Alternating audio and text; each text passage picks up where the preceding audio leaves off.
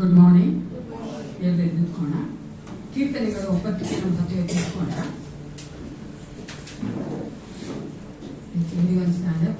Bibles ಟು Psalms 9 10ನೇ ವಚನವರೆಗೂ ಓದ್ಕೊಳ್ತೇವೆ. 10ನೇ ವಚನ ಉತ್ತರ ಪತ್ರ ಕೊನೆದಾಗ ಗೊತ್ತಾಗಿ ಓದ್ಕೊಳ್ತೇವೆ. 9ನೇ ವಚನವರೆಗೂ ಉತ್ತರ ಪತ್ರ ಓದ್ಕೊಳ್ಳೋಣ.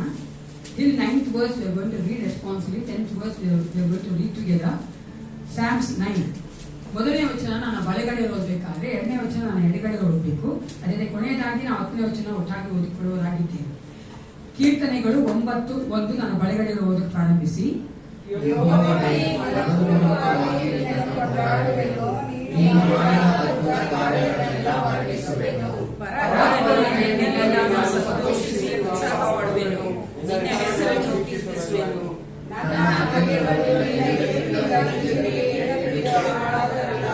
ನನ್ನ ರಾಜ್ಯದಲ್ಲಿ ನೀನು ನ್ಯಾಯವನ್ನು ಸ್ಥಾಪಿಸಿರಿ, ನೀನು ಆಸನಾರೂಢನಾಗಿ ನೀತಿಯಿಂದ ನ್ಯಾಯವನ್ನು ನಡೆಸಿರಿ.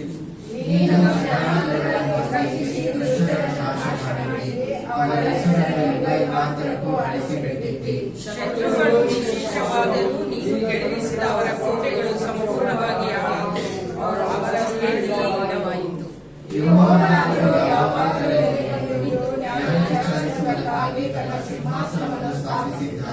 ಆತನೇ ನೀತಿಗನುಸಾರವಾಗಿ ಲೋಕಕ್ಕೆ ನ್ಯಾಯ ತೀರಿಸುವವನು, ಆತನು ಜನಾಂಗಗಳಿಗೆ ಸತ್ಯವಾಗಿಯೇ ತೀರ್ಪುಕೊಡುವನು.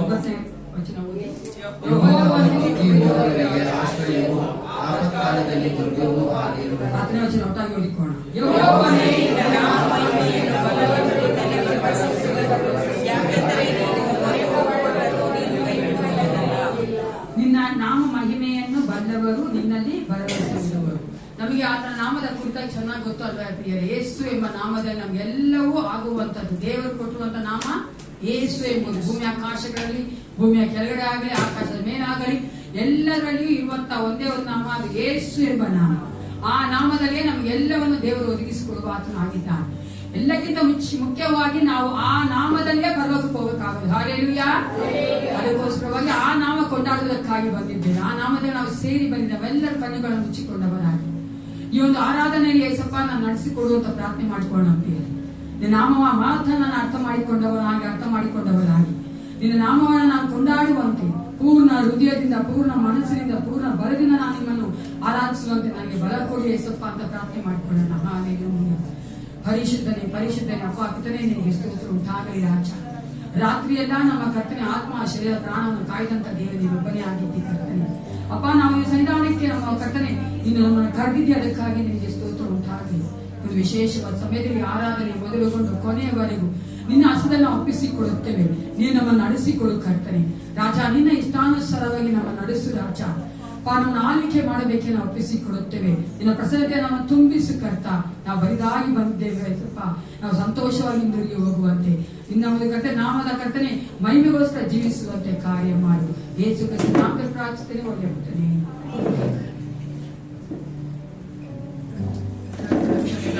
ಕೂಡಿ ಬಂದಿದ್ದೇವೆ ಪ್ರಿಯರೇ.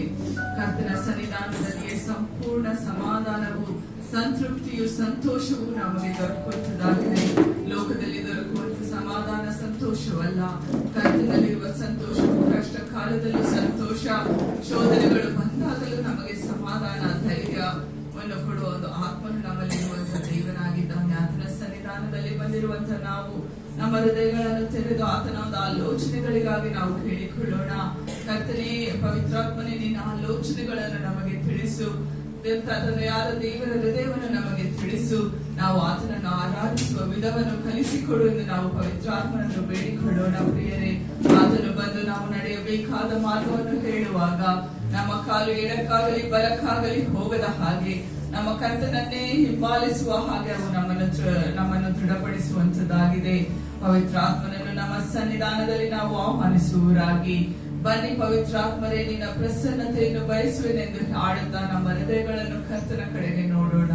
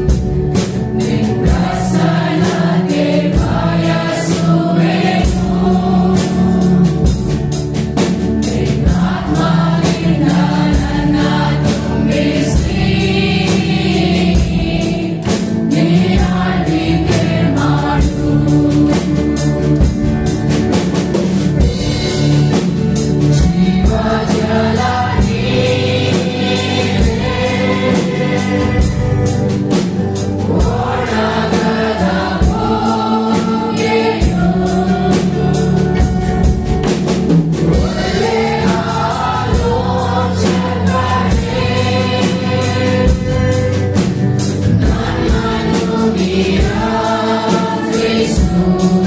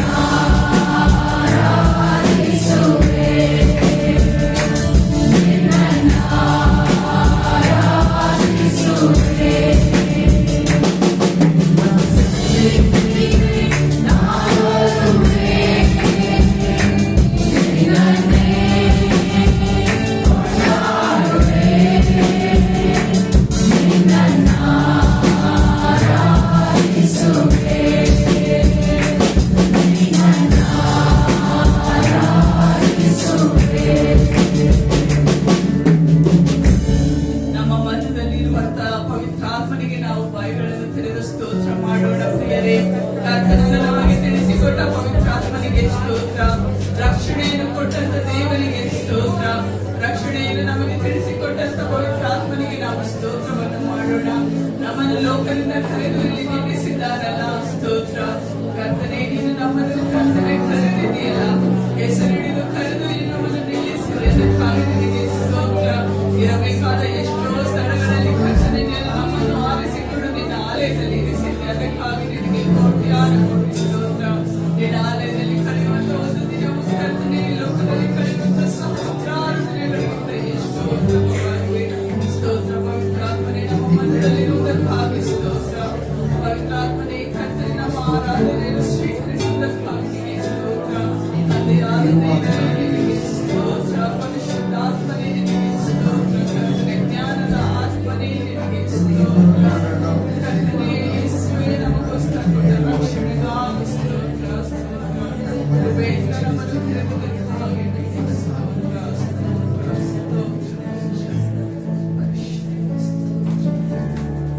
ನಾವು ಎಫೆಸ ಪತ್ರದಲ್ಲಿ ಹೀಗೆ ನೋಡುತ್ತೇವೆ, ನಂಬಿಕೆಯ ಮೂಲಕ ಕೃಪೆಯಿಂದಲೇ ರಕ್ಷಣೆ ಹೊಂದಿದವರಾಗಿದ್ದೀರಿ. ಈ ರಕ್ಷಣೆಯು ನಿಮ್ಮಿಂದುಂಟಾದದ್ದಲ್ಲ, ಅದು ದೇವರ ವರವೇ. ಅದು ಪುಣ್ಯ ಕ್ರಿಯೆಗಳಿಂದ ಉಂಟಾದದ್ದಲ್ಲ, ಆದುದರಿಂದ ಹೊಗಳಿಕೊಳ್ಳುವುದಕ್ಕೆ ಯಾರಿಗೂ ಆಸ್ಪದವಿಲ್ಲ. ನಾವು ಆತನ ನಿರ್ಮಾಣ ಸತ್ಕಾರ್ಯಗಳನ್ನು ಮಾಡುವುದಕ್ಕಾಗಿ ಕ್ರಿಸ್ತ ಯೇಸುವಿನಲ್ಲಿ ಸೃಷ್ಟಿಸಲ್ಪಟ್ಟೆವು. ನಾವು ಸತ್ಕಾರ್ಯಗಳನ್ನು ನಡೆಸುವವರಾಗಿ ಬದುಕಬೇಕೆಂದು ದೇವರು ನಮ್ಮನ್ನು ಮೊದಲೇ ನೇಮಿಸಿದನು. ಹೌದು, ನಾವು ಸತ್ಕಾರ್ಯಗಳನ್ನು ಮಾಡಿ ಬದುಕಬೇಕೆಂದು ಲೋಕವು ಸೃಷ್ಟಿಯಾಗುವುದಕ್ಕಿಂತ ಮೊದಲೇ ಕರ್ತನು ನಮ್ಮನ್ನು ಕರೆದಾಗನು. ಇದು ನಮ್ಮಲ್ಲಿ ಕೊಚ್ಚಿಕೊಳ್ಳುವಂಥದ್ದು ಯಾವುದೂ ಇಲ್ಲ ಪ್ರಿಯರೇ. ಇದು ಕೇವಲ ಶುದ್ಧ ಆತನ ಕೃಪೆಯಾಗಿದೆ. ಆತನೇ ನಮ್ಮನ್ನು ಎಂತೆಂಥ ಸ್ಥಿತಿಯಲ್ಲಿ ಕರೆದನು ಪ್ರಿಯರೇ. ನಾವು ಯೋಚಿಸಿ ನೋಡೋಣ, ನಾವು ಎಂತವರಾಗಿದ್ದೆವು. ನಾವು ವಿಗ್ರಹಾರಾಧನೆ ಮಾಡುವವರು, ದೇವರಿಂದ ದೂರವಿದ್ದವರು ಆಗಿರುವಾಗ ಕರ್ತನು ತಾನೇ ತನ್ನ ಕೃಪೆಯಿಂದ ನಮ್ಮನ್ನು ಕರೆದಂತ ದೇವನಾಗಿದ್ದಾನೆ. ನಾವು ಬಲಹೀನ ಸ್ಥಿತಿಯಲ್ಲಿ ಇದ್ದಾಗ ಕರ್ತನು ನಮ್ಮನ್ನು ಕರೆದಂತ ದೇವನಾಗಿದ್ದಾನೆ. ಕರೆದಾತನು ನಮ್ಮನ್ನು ಕಣ್ಮಣಿಯ ಹಾಗೆ ಕಾದುಕೊಂಡು ಬಂದಿದ್ದಾನೆ. ಆತನ ಒಂದು ಕೃಪೆಯನ್ನು ಮಹತ್ತನ್ನು ನಾವು ನೆನೆಸುವವರಾಗಿ ಈ ಒಂದು ಸಮಯದಲ್ಲಿ ನಾವು ಕೂತುಕೊಂಡು ಎಷ್ಟೊಂದು ಕೃಪೆಯನ್ನು ನೀಡಿರುವೆ ದೇವ ಎಂದು ಹಾಡುತ್ತಾ ಆತನ ಕೃಪೆಯನ್ನು ನಮ್ಮ ಜೀವನದಲ್ಲಿ ನೆನೆಸುತ್ತಾ ಆತನಿಗೆ ಸ್ತುತಿ ಸ್ತೋತ್ರಗಳನ್ನು ಸಲ್ಲಿಸೋಣ.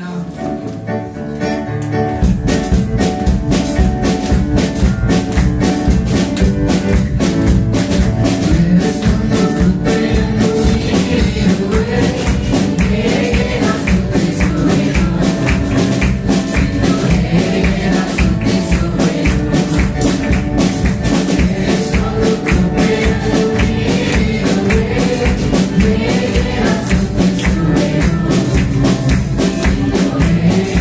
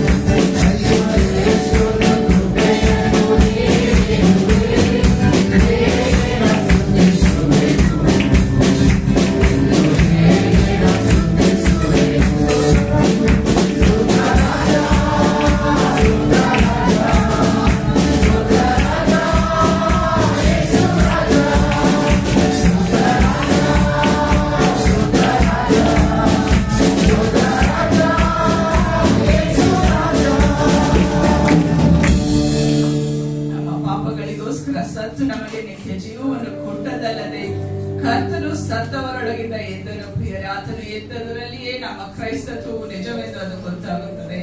ಆತನು ನಮಗೆ ಜೀವವನ್ನು ಕೊಡಲು ಮತ್ತೆ ಬರುವಂತ ದೇವನಾಗಿದ್ದಾನೆ. ಆತನು ಮುಂದೆ ಬರುವಾಗ ಆತನು ಒಂದು ರಾಜನಾಗಿ ಬರುವಂತ ದೇವನಾಗಿದ್ದಾನೆ.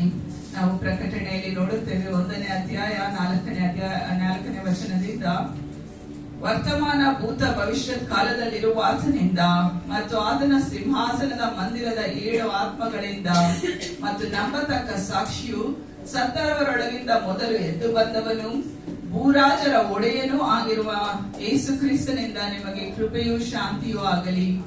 ನಮ್ಮನ್ನು ಪ್ರೀತಿಸುವವನು ತನ್ನ ರಕ್ತದ ಮೂಲಕ ನಮ್ಮನ್ನು ಪಾಪಗಳಿಂದ ಬಿಡಿಸಿದವನು, ನಮ್ಮನ್ನು ರಾಜ್ಯವನ್ನಾಗಿಯೂ ತನ್ನ ತಂದೆಯಾದ ದೇವರಿಗೆ ಯಾಜಕರನ್ನಾಗಿಯೂ ಮಾಡಿದವನು ಆಗಿರುವ ಆತನಿಗೆ ಯುಗ ಯುಗಾಂತರಗಳಲ್ಲಿಯೂ ಘನ ಮಹತ್ವಗಳಿರಲಿ. ಆಮೇಲೆ. ಈಗೋ ಮೇಘಗಳೊಂದಿಗೆ ಬರುತ್ತಾನೆ, ಎಲ್ಲರ ಕಣ್ಣುಗಳು ಆತನನ್ನು ಕಾಣುವವು, ಆತನನ್ನು ಇರಿದವರು ಸಹ ಕಾಣುವರು. ಭೂಮಿಯಲ್ಲಿರುವ ಎಲ್ಲಾ ಕುಲದವರು ಆತನನ್ನು ನೋಡಿ ಎದೆ ಪಡೆದುಕೊಳ್ಳುವರು. ಹೌದು, ಹಾಗೆಯೇ ಆಗುವುದು. ಆಮೇಲೆ. ನಾನು ಆದಿಯು ಅಂತ್ಯವು ವರ್ತಮಾನ ಭೂತ ಭವಿಷ್ಯತ್ ಕಾಲದಲ್ಲಿರುವವನು ಸರ್ವಶಕ್ತನೂ ಆಗಿದ್ದೇನೆ ಎಂದು ಕರ್ತನಾದ ದೇವರು ಹೇಳುತ್ತಾನೆ. ಹೌದು ಪ್ರಿಯರೇ, ಆತನನ್ನು ಇಂದು ನಂಬದವರು ಸಹ ಆತನನ್ನು ಕಂಡು ಅವರು ಎದೆ ಬಡಿಕೊಳ್ಳುವವರಾಗಿರುತ್ತಾರೆ. ನಮಗಾದರೂ ಆ ದಿನವು ಒಂದು ಸಂತೋಷದ ದಿನವಾಗಿದೆ. ನಮ್ಮ ದೇವರಾದ ಕರ್ತನು ಲೋಕಕ್ಕೆ ರಾಜನಾಗಿ ಬರುವಂತ ದೇವನನ್ನು ಕೊಂಡಾಡುತ್ತಾ, ಪ್ರಭು ನೀನೇ ಲೋಕಕ್ಕೆ ರಾಜನಾಗಿದ್ದಿ ಎಂದು ಆತನಿಗೆ ಸಲ್ಲಿಸಬೇಕಾದ ಘನಮಾನವನ್ನು ಸಲ್ಲಿಸೋಣ.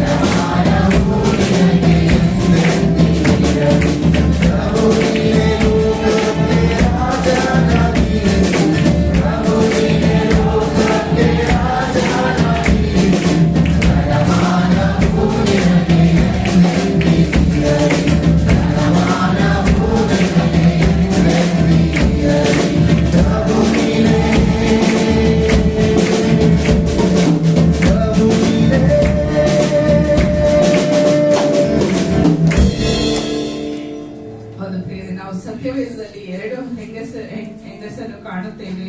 ಒಂದು ಸಮಾರ್ಯದ ಹೆಂಗಸು, ಆಕೆಯು ದಾಹಕ್ಕಾಗಿ ನೀರಿನ ಬಳಿ ಬರುವಾಗ ಆಕೆಯು ಯೇಸು ಸ್ವಾಮಿಯನ್ನು ಕಂಡುಕೊಂಡು ಆತನು ಹೇಳುವ ವಾಕ್ಯಗಳನ್ನು ನಂಬಿ ಆಕೆ ಅವಮಾನಕ್ಕೆ ಹೆದರದೆ, ಜನರಿಗೆ ಹೆದರದೆ ಸತ್ಯವನ್ನು ಕಂಡುಕೊಂಡವಳಾದ ಆಕೆಯು ಎಲ್ಲರಿಗೂ ಹೋಗಿ ಸತ್ಯವನ್ನು ಸಾರುವವಳಾಗುತ್ತಾಳೆ. ಪ್ರಿಯರೇ, ಇನ್ನೊಂದು ಹೆಂಗಸು ನಾವು ನೋಡುವುದಾದರೆ ಲೂಕನ ಸುವಾರ್ತೆಯಲ್ಲಿ ನೋಡುತ್ತೇವೆ. ಫರಿಸಾಯರ ಮನೆಗೆ ಯೇಸು ಊಟಕ್ಕೆ ಹೋಗುತ್ತಾನೆ. ಆಕೆಯು ಹಿಂದೆಯಿಂದ ಬಂದು ಆತನ ಕಾಲುಗಳನ್ನು ಕಣ್ಣೀರಿನಿಂದ ತೊಳೆದು ತನ್ನ ಕೂದಲಿಂದ ಒರೆಸುತ್ತಾಳೆ. ಫರಿಸಾಯನು ಪ್ರಶ್ನೆ ಮಾಡುವಾಗ, ನೀನು ಯಾಕೆ ಹೀಗೆ ಮಾಡುತ್ತೀ ಎಂದು ಯೇಸು ಸ್ವಾಮಿ ಆಕೆಗೆ ಫರಿಸಾಯರಿಗೆ ಹೇಳುತ್ತಾನೆ. ಒಬ್ಬರಿಗೆ 50 ರೂಪಾಯಿ ಹಣ ಕೊಡಬೇಕಾಗಿತ್ತು ಅವರು ಯಜಮಾನನಿಗೆ, ಇನ್ನೊಬ್ಬರು 500 ಕೊಡಬೇಕಾಗಿತ್ತು. ಯಜಮಾನ ಇಬ್ಬರನ್ನು ಮನಸ್ಸಿದ, ಯಾರು ಹೆಚ್ಚಾಗಿ ಯಜಮಾನನನ್ನು ಪ್ರೀತಿಸುತ್ತಾನೆ ಅಂತ. ಫರಿಸಾಯ ಹೇಳುತ್ತಾನೆ, 500 ರೂಪಾಯಿ ಯಾರಿಗೆ ನೀನು ಮನ್ನಾ ಮಾಡಿದ್ದೀಯೋ ಅವನೇ ನಿನ್ನನ್ನು ಹೆಚ್ಚಾಗಿ ಪ್ರೀತಿಸುತ್ತಾನೆ ಅಂತ. ಅದೇ ರೀತಿಯಲ್ಲಿ ನಮ್ಮ ಪಾಪಗಳು ಕಡು ಕೆಂಪಾಗಿದ್ದರೂ ನಮ್ಮ ಜೀವಿತಗಳನ್ನು ನಾವು ಪರೀಕ್ಷಿಸಿ ನೋಡುವಾಗ ದೇವರು ನಮ್ಮನ್ನು ಎಷ್ಟೋ ಕಾರ್ಯಗಳಿಂದ ಬಿಡಿಸಿದ್ದಾನೆ. ಪ್ರಿಯರೇ, ನಮ್ಮ ಕೆಟ್ಟ ಆಲೋಚನೆಗಳಿಂದ, ನಮ್ಮ ಕೆಟ್ಟ ಬುದ್ಧಿಯಿಂದ, ಕೆಟ್ಟ ಕೋಪದಿಂದ ಕರ್ತನು ನಮ್ಮನ್ನು ಬಿಡಿಸಿ ಒಂದು ಪರಿಶುದ್ಧವಾದ ಸ್ಥಳಕ್ಕೆ, ಒಂದು ಪರಿಶುದ್ಧವಾದ ಜೀವಿತಕ್ಕೆ ಆತನು ನಮ್ಮನ್ನು ಕರೆದಿದ್ದಾನೆ. ನಾವು ಆತನನ್ನು ಎಷ್ಟು ಆರಾಧಿಸುತ್ತೇವೆ ಎಂದರೆ ಆತನಿಗೆ ನಾವು ಎಷ್ಟು ಒಪ್ಪಿಸಿಕೊಟ್ಟಿದ್ದೇವೋ ಅದರ ಮೇರೆಗೆ ನಾವು ಆತನನ್ನು ಆರಾಧಿಸುವವರಾಗಿದ್ದೇವೆ. ಆತನ ಪ್ರೇಮಾನುಭವವನ್ನು ಪಡೆದಂತ ನಾವು ಈ ಒಂದು ಸಮಯದಲ್ಲಿ ನಿನಗೆ ಸ್ತೋತ್ರ ಯೇಸುವೆ ಎಂದು ಹಾಡುತ್ತಾ ನಮ್ಮ ಪಾಪಗಳನ್ನು ಕ್ಷಮಿಸಿದ ಆತನನ್ನು, ನಮ್ಮ ಕರೆದ ಆತನನ್ನು ನಾವು ಸ್ತುತಿಸೋಣ.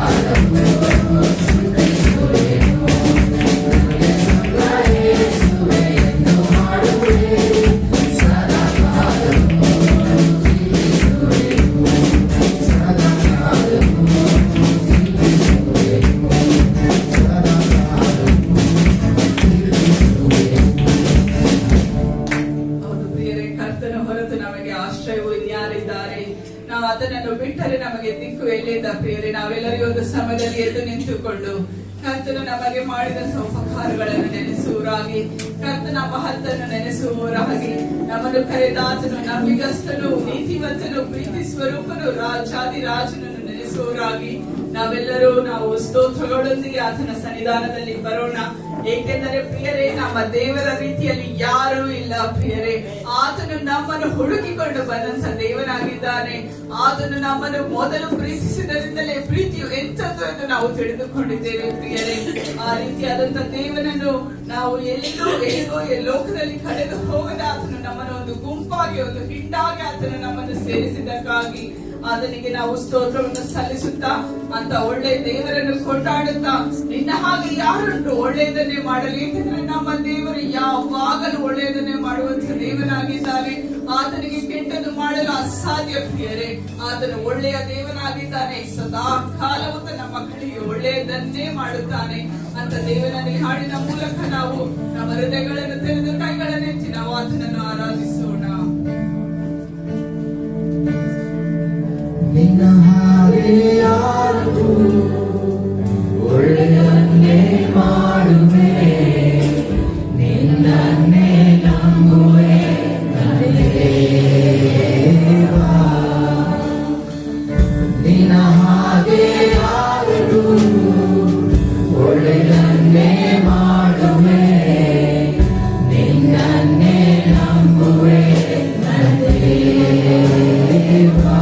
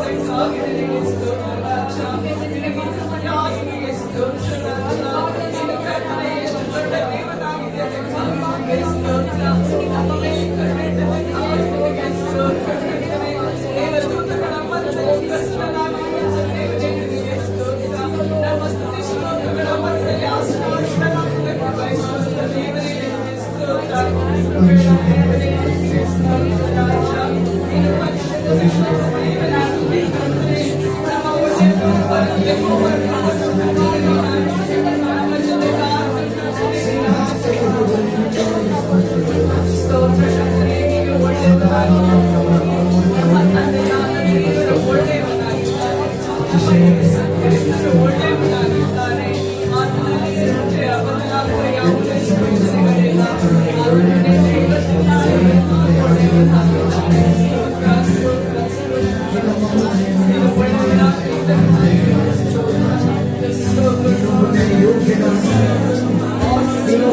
ಶ್ರೇಷ್ಠ ಮಹಿಮೆಯ ಅರಸನಾಗಿ ರಾಜರು ಅತಿಥಿಯಾಗಿ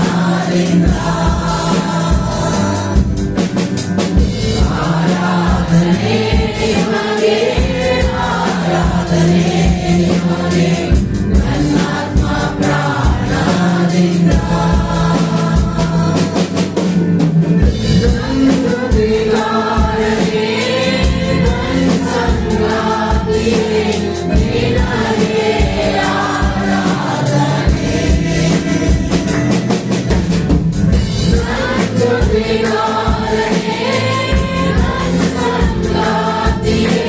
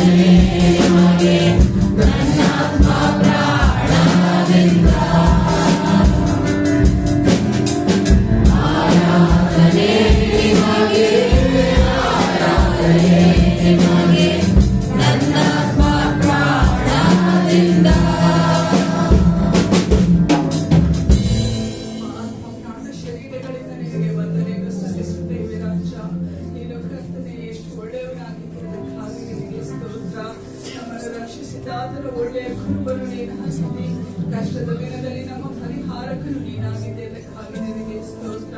ಈ ಒಂದು ಸಮಯದಲ್ಲಿ ನಮ್ಮ ಮಧ್ಯದಲ್ಲಿ ಬಂದಂತ ದೇವನೇ, ನಮ್ಮ ಸ್ತುತಿ ಸ್ತೋತ್ರಗಳಲ್ಲಿ ಮಹಿಮೆ ಹೊಂದಿಕೊಂಡಂತ ದೇವನೇ, ನಿನಗೆ ಸ್ತೋತ್ರವನ್ನು ಸಲ್ಲಿಸ್ತೇವೆ.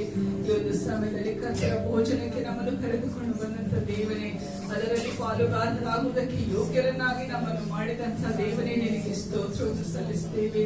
ಈ ಒಂದು ಸಮಯದಲ್ಲಿ ಕರ್ತರೆ ನಮ್ಮ ಆರಾಧನೆಯನ್ನು ಸ್ವೀಕರಿಸಿದ್ದಕ್ಕಾಗಿ ನಿನಗೆ ಸ್ತೋತ್ರ. ಮುಂಬರುವ ಎಲ್ಲಾ ಕಾರ್ಯಗಳನ್ನು ನಿನ್ನ ಕೈಲಿ ಅರ್ಪಿಸುತ್ತೇವೆ ರಾಜ. ಕರ್ತನೆ ವಾಕ್ಯದ ಭಾಗವನ್ನು, ಸಂಡೇ ಸ್ಕೂಲ್ ಅನ್ನು ಕರ್ತನೆ, ನಿನ್ನ ಒಂದು ಕರ್ತರ ಭೋಜನವನ್ನು ಕರ್ತನೆ ನಿನ್ನ ಕೈಲಿ ಅರ್ಪಿಸುತ್ತೇವೆ. ನಾವೆಲ್ಲರೂ ಕರ್ತನ ಒಂದೇ ಕುಟುಂಬವಾಗಿ ಅದರಲ್ಲಿ ಪಾಲ್ಗೊಳ್ಳುವಾಗ ನಿನ್ನ ಕೃಪೆಯು, ನಿನ್ನ ಆಶೀರ್ವಾದವು ನಮ್ಮ ಮೇಲೆ ಇರಲಿ ರಾಜ.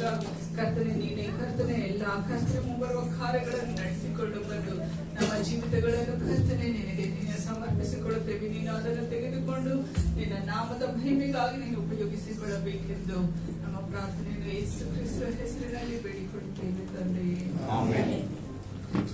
ನಮ್ಮ ಸಭೆಯೋಣ ಹೊಸ ಒಡಂಬಡಿಕೆ ಓದುವಿಕೆ ತಿಳ್ಕೊಳ್ಳೋಣ. ಯೋಹಾನ 6ನೇ ಅಧ್ಯಾಯ 51ನೇ ವಚನ. Let's take our Bibles for the New Testament reading. Gospel according to John chapter 6 verse 51. ಯೋಹಾನ 6ನೇ ಅಧ್ಯಾಯದಲ್ಲಿ 51ನೇ ವಚನ ನಾವೆಲ್ಲರೂ ಒಟ್ಟಾಗಿ ಓದಿಕೊಳ್ಳುವರಾಗಿದ್ದೇವೆ. We are going to read together John chapter 6 verse 51. ಹೇಳ್ತಗೊಳ್ಳಿ. ಪರಲೋಕದಿಂದ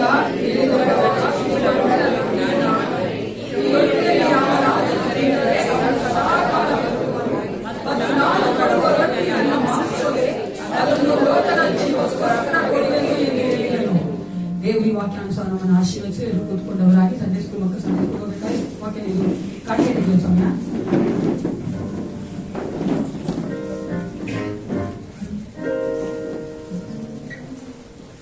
ದುಃಖವು ವೇದನೆಯು ರೋಗವು ಬಡತನವು ಬಂದರು ನನ್ನೇಸು ಗುಣಪಡಿಸುವ. ದುಃಖವು ವೇದನೆಯು ರೋಗವು ಬಡತನವು ಬಂದರು ನನ್ನೇಸು ಗುಣಪಡಿಸುವ. ನಂಬಿಕೆ ನಮ್ಮಲ್ಲಿ ಇದ್ದರೆ ಸಾಕು, ದೇವರ ಮಹಿಮೆಯ ಕಾಣುವೆವು. ನಂಬಿಕೆ ನಮ್ಮಲ್ಲಿ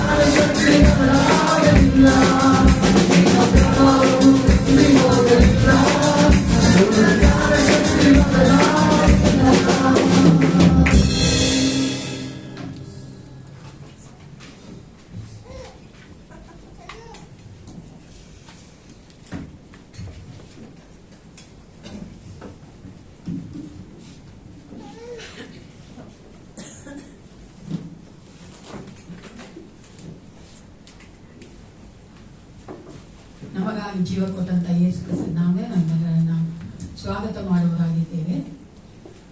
ಈ ಒಂದು ವಾರದಲ್ಲಿ ಜನ್ಮದಿನ ಆಚರಿಸುವಂಥವರು ಮದುವೆ ಆಚರಿಸ್ಕೊಂತಿರುವುದಾದ ದಯವಿಟ್ಟು ನಿಂತ್ಕೊಂಡು ನಮಗೋಸ್ಕರವಾಗಿ ಪ್ರಾರ್ಥನೆ ಮಾಡುವರಾಗಿದ್ದೇವೆ.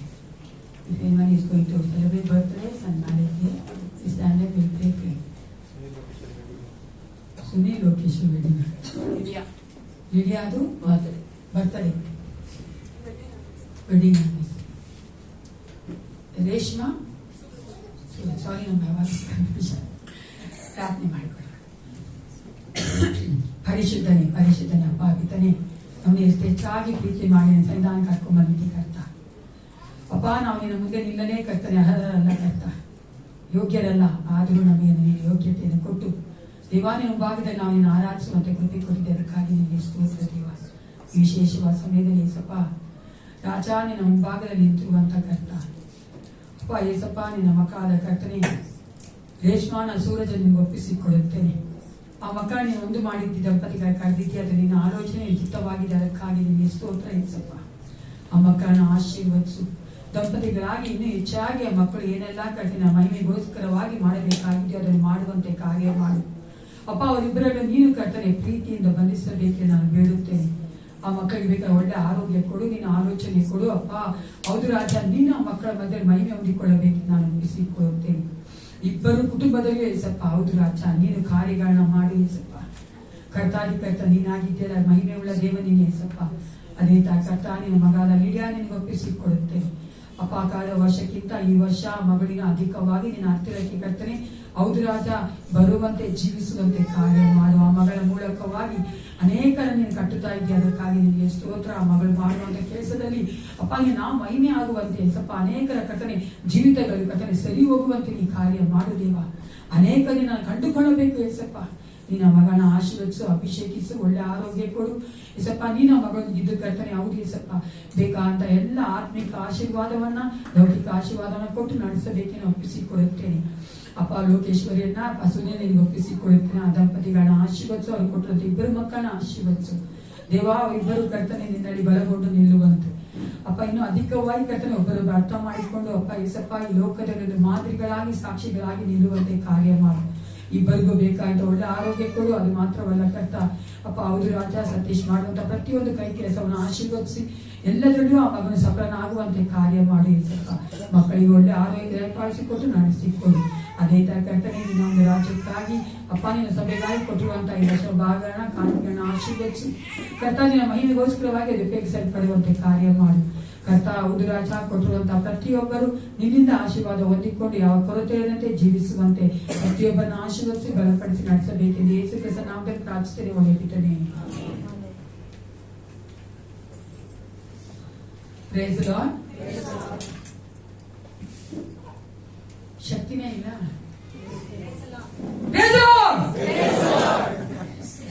ಯಾಕಂದ್ರೆ ನೀವು ಅಭ್ಯಾಸ ಆಗ್ತಾರೆ, ನೋಡಿದ ತಕ್ಷಣ ನೀವು ಅಭ್ಯಾಸ ಆಗ್ತಾರೆ. ನಾನು ಕೂಗಿದ್ರೆ ನೀವು ಬರೋದು ವಾಯ್ಸ್ತಾನೆ. ಈಗ ನಮ್ಮ ಮದುವೆಂತ ಟೈಟಸ್ ಅವರು ಮುಂದೆ ಬಂದು ಅನೌನ್ಸ್ಮೆಂಟ್ ಹೋಗ್ತಾರೆ, ದಯವಿಟ್ಟು ಕೇಳಿಸ್ಕೊಳ್ಳಿ.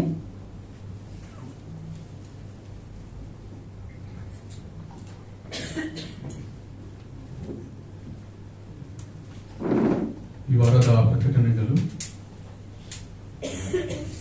ಮಂಗಳವಾರ ಸಾಯಂಕಾಲ ಮನೆಗಳಲ್ಲಿ ಪ್ರಾರ್ಥನೆ ಇರುತ್ತದೆ. ಸೊ ಈ ಒಂದು ವಾರದಲ್ಲಿ ಯಾರ ಮನೆಯಲ್ಲಿ ಪ್ರಾರ್ಥನೆ ಬೇಕು ಎಂಬುದಾಗಿ ನೀವು ತಿಳಿಸುವುದಾದ್ರೆ ನಿಮ್ಮ ಮನೆಗೆ ಬಂದು ಪ್ರಾರ್ಥಿಸುವಂತವರಾಗಿದ್ದೇವೆ. ಬುಧವಾರ ಸಾಯಂಕಾಲ 6:00 ಸಭೆಯಲ್ಲಿ ಪ್ರಾರ್ಥನೆ ಇರುತ್ತದೆ. ಶುಕ್ರವಾರ ಸಾಯಂಕಾಲ 7 ಗಂಟೆಗೆ ಸಭೆಯಲ್ಲಿ ಬೈಬಲ್ ಸ್ಟಡಿ ಇರುತ್ತದೆ.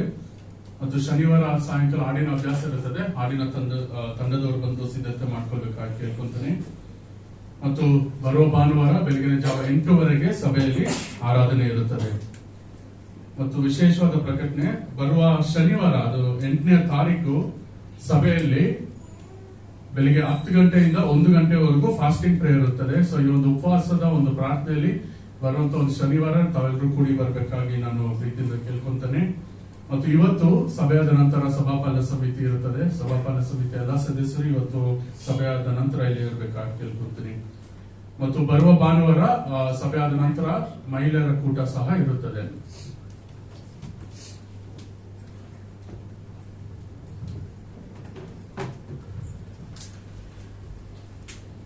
ನಮ್ಮ ಮಧ್ಯದಲ್ಲಿ ದೇವರು ಒಬ್ಬ ವಿಶೇಷವಾದಂತಹ ವ್ಯಕ್ತಿ ಕರ್ಕೊಂಡ್ಬಂದಿದ್ದಾರೆ. ಯಾರು ಗೊತ್ತಾಯ್ತಾ? ನಮ್ಮ ಹಿರಿಯ ಸಭಾಪಾಲಕರನ್ನ ದೇವರು ಆರೋಗ್ಯ ಕೊಟ್ಟು ಕರ್ಕೊಂಡ್ಬಂದಿದ್ದಾರೆ. ಎಲ್ಲರೂ ದೇವರಿಗೆ ಚಪ್ಪಾಳೆ ತಟ್ಟಿದ್ರು.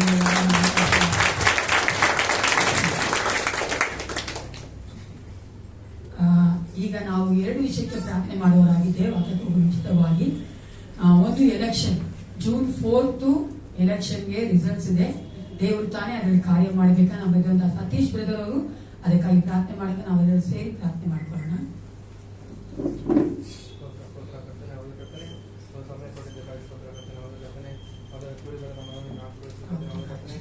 ಪ್ರಾರ್ಥನೆ ಮಾಡುವ ನಿನ್ನ ಕೈ ಒಪ್ಪಿಸ್ತಾ ಇದ್ದೇವೆ ಕರ್ತನೆ. ಹೌದು ಕರ್ತನೆ, ಹೌದು ಕರ್ತನೆ, ಎಲೆಕ್ಷನ್ ನಡೆದಿದೆ ಕರ್ತನೆ. ಅದರ ಫಲಿತಾಂಶವನ್ನು ನಾವೆಲ್ಲ ನೋಡ್ತಾ ಇದ್ದೇವೆ ಕರ್ತನೆ.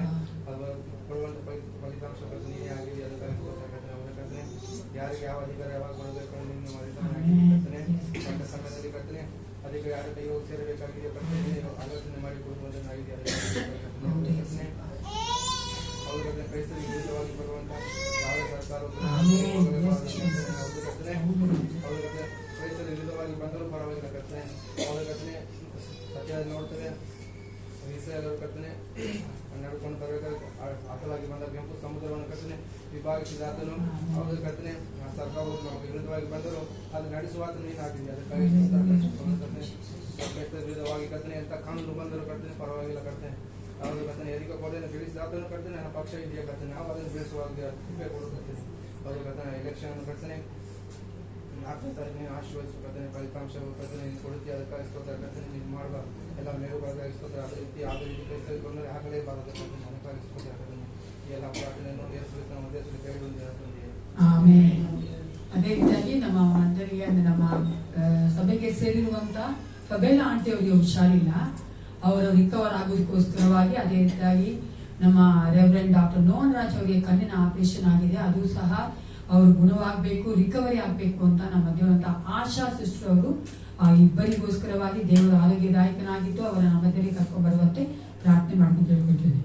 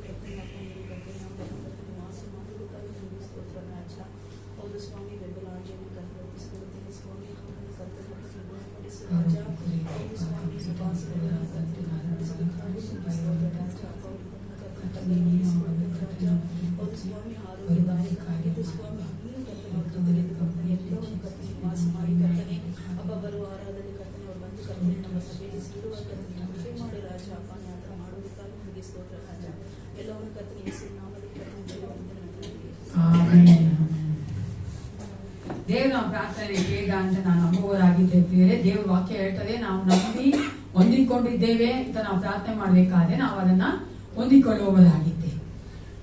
ದೇವರು ತಾಯಿ ನಾವು ಪ್ರಾರ್ಥನೆ ಕೇಳಕ್ಕಾಗಿ ದೇವರಿಗೆ ಸ್ತೋತ್ರ ಉಂಟಾಗಲಿ.